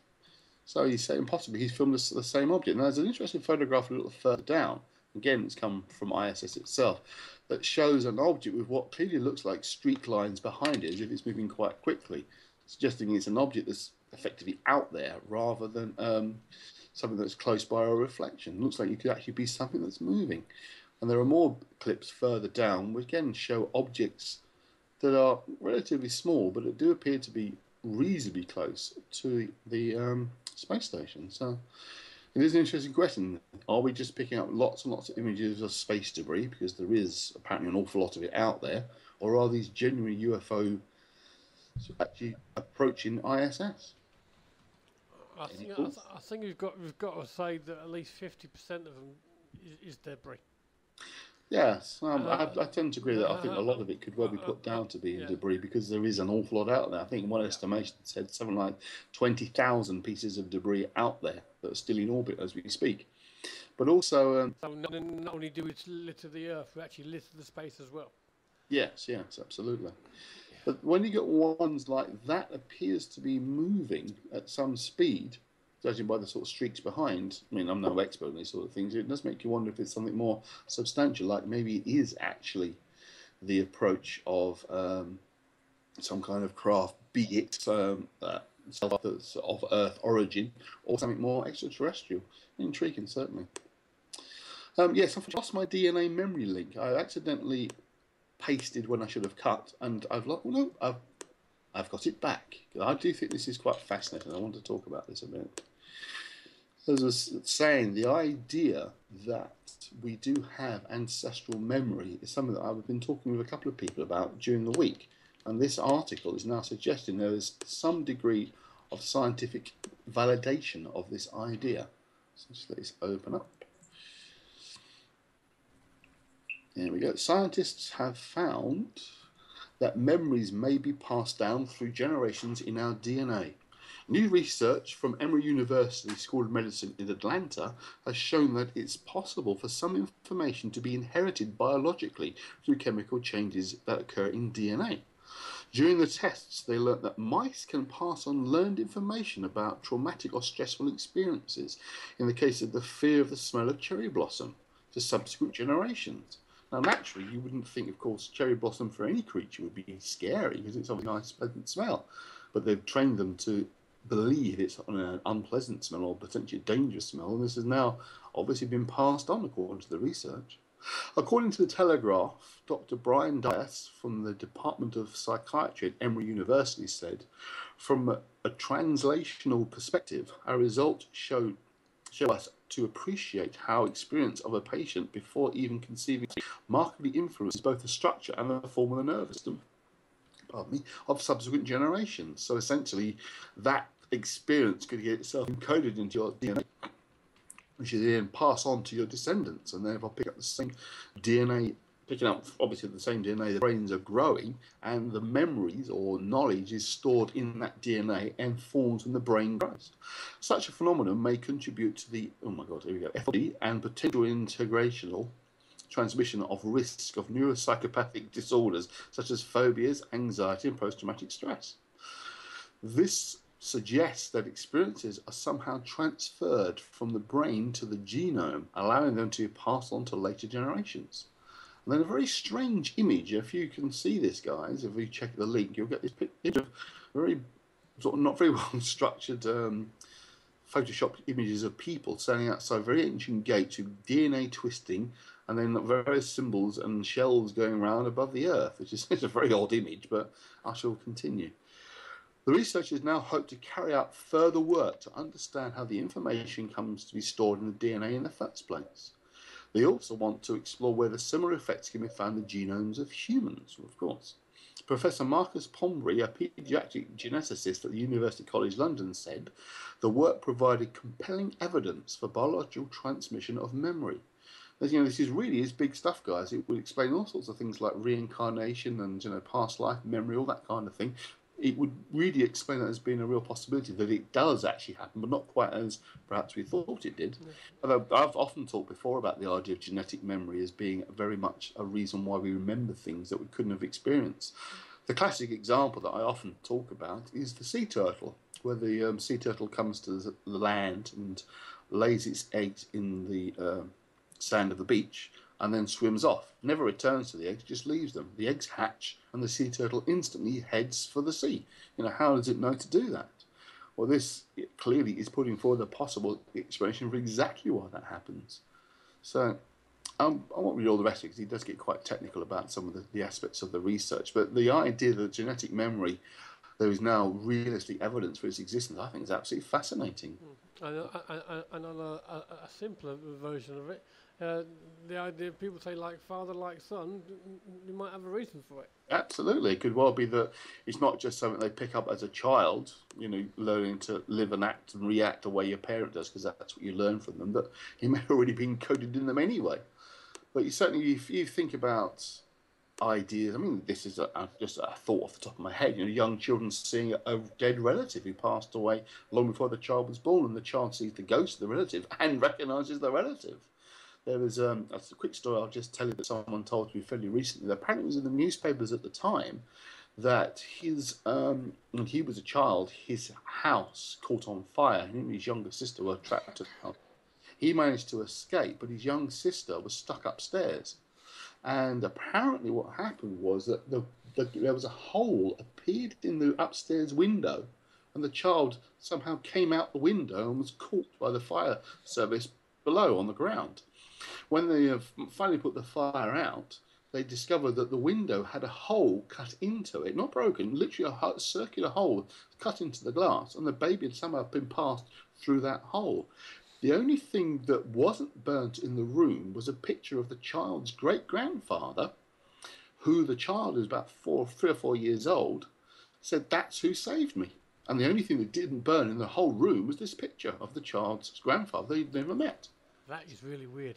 It's really very strange. So the fact that he could recognise that it was his great-grandfather, maybe the child was told by somebody, but the child seemed to know who that person was. So yeah. Okay, that being the case, could it also explain invisible friends? Things like that, certainly a possibility, yeah. The idea there's a genetic knowledge of this person being with them and then they're experiencing it. But the whole concept of past lives and past life regression and reincarnation and children being born with detailed knowledge of a relative or descent or an ancestor, which you get a lot in sort of Tibetan Buddhism. They often find the next Lama is identified as a young child because the child seems to know so much about his own ancestors, suggesting that it's the full reincarnation of that Buddhist's great-grandparent or whatever, but in actual fact it might be genetic memory linking them to that person. I find it absolutely fascinating. I've got one more. Now this is a double feature. This is also effectively the strange video for the week rather than a bad website, because it's kind of very much doing the rounds at the moment. So just click on this and we'll have a look at it. Yeah. For those of you that are listening without our chat room, we are sorry. We can't get the links to you, but if you go to the ktpf.co.uk and scroll down, you'll see everything in the chat room there. But I will describe it in detail because it is very, very strange. The headline of it is, "Do not watch. Viewers' quotations died after watching terrifying satanic film with threat to Obama." This strange video has been doing the rounds for the last couple of weeks. Right, this mysterious, creepy, anonymously made video posted on YouTube has gone viral, despite claims that some people watching it later died. It shows a man in a costume with black sleeves and a hood with a very long face. Now, the mask that he's wearing is very much like they used to be seen during the times of the Black Death, the doctors used to wear, like a very long beak-like effect. And he's standing in an almost completely demolished building. Just seems to be walls and the remains of where windows might once have been. Right. The black and white but slickly produced 2-minute video features a spooky masked person wearing a medieval plague doctor-like costume within a derelict building. The unknown person carries out a series of odd body movements to an eerie soundtrack of disturbing white noise and interference, while strange symbols flash on screen. The video is entitled, we'll read this out in full, 011 01101 011 0101 011 001 011 00101 011 011 011 sorry 011 00101. There you go. No round of applause. Oh, well, never mind. This is said to be binary code. No, it definitely is binary code. Definitely said it is binary code. And if Googled or put into YouTube, brings up a host of other weird clips, and are not quite as odd as this. When the code is converted to letters, it spells out Maturan, which is Spanish for death. The video has been linked to Satanism, of course. Anything strange, dark, sinister is always linked to Satanism. And a copy of it on a DVD with satanic images is apparently sent to a Swedish tech blog. And then down, I will play a little bit of it. Now get ready, obviously you can't see it, but you guys on the radio show can hear it. So here's a little bit of it.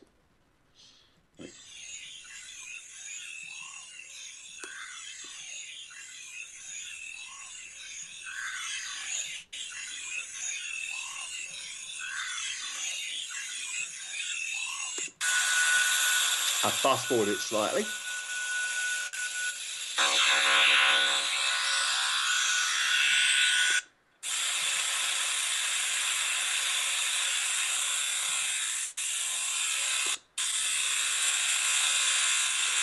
And that's most of the sounds you'll hear in it.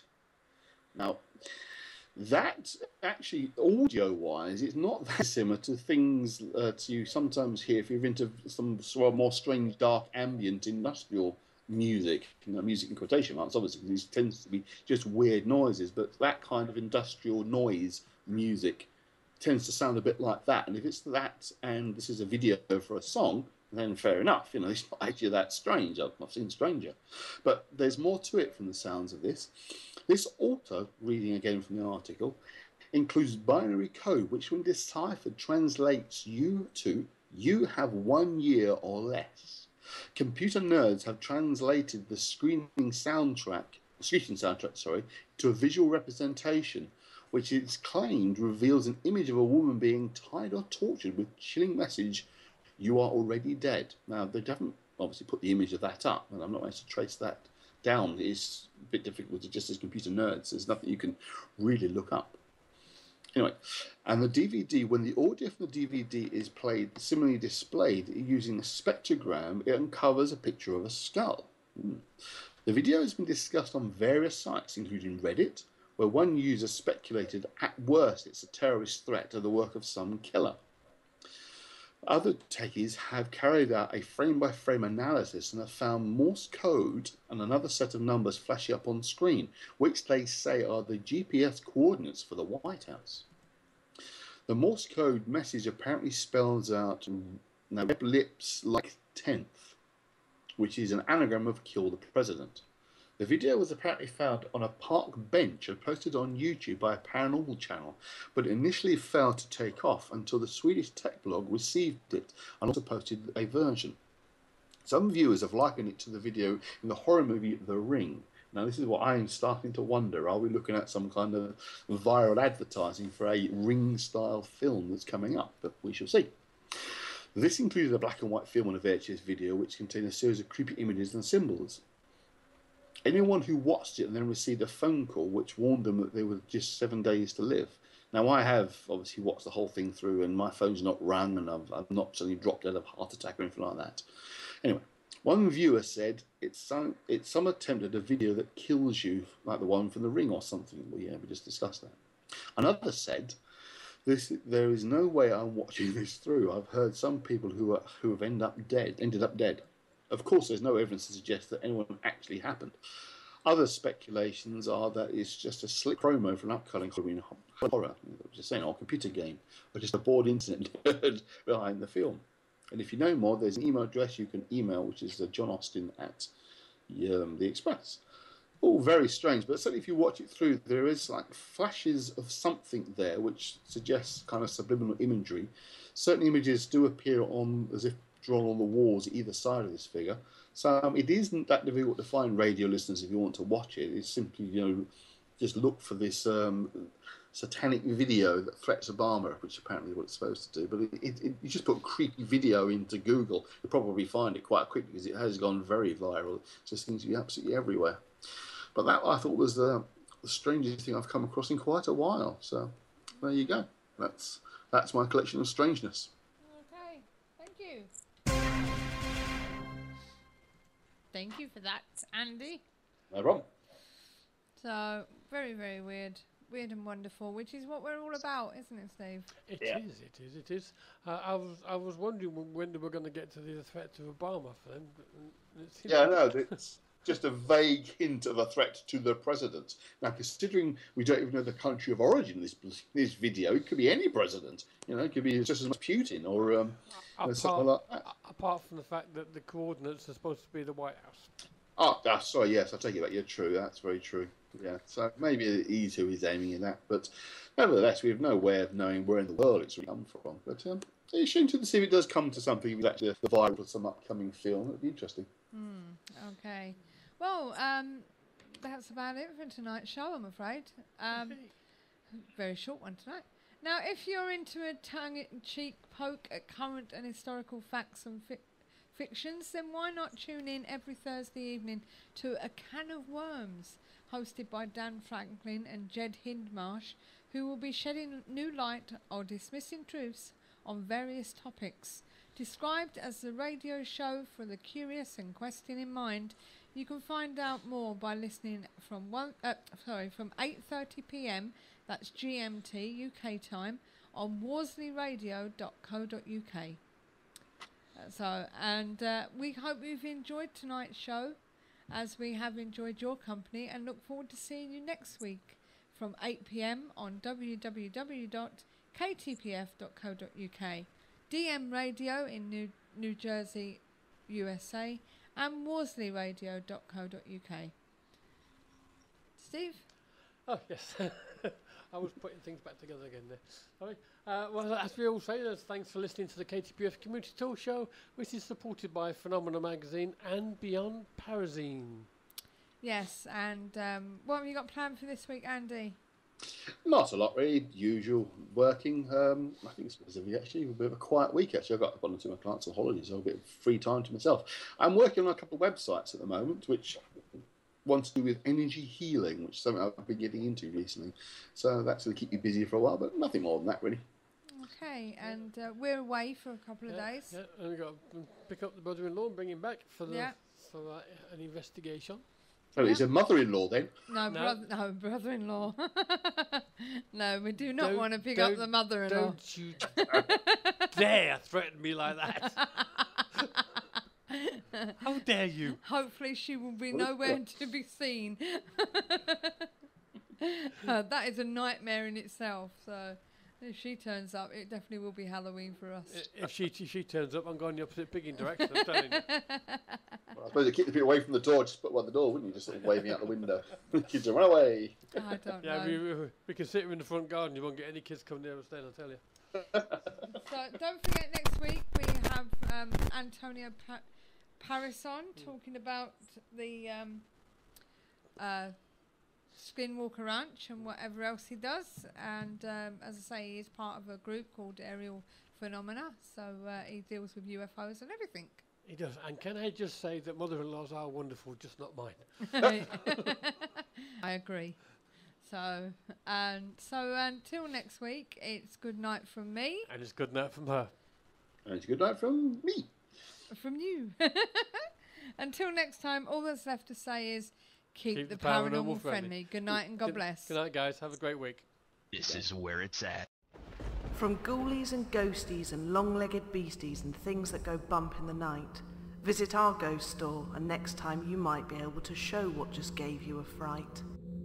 So for all of your investigation needs, with over 100 products in stock waiting for dispatch within 24 hours, you need to visit theukghoststore.com.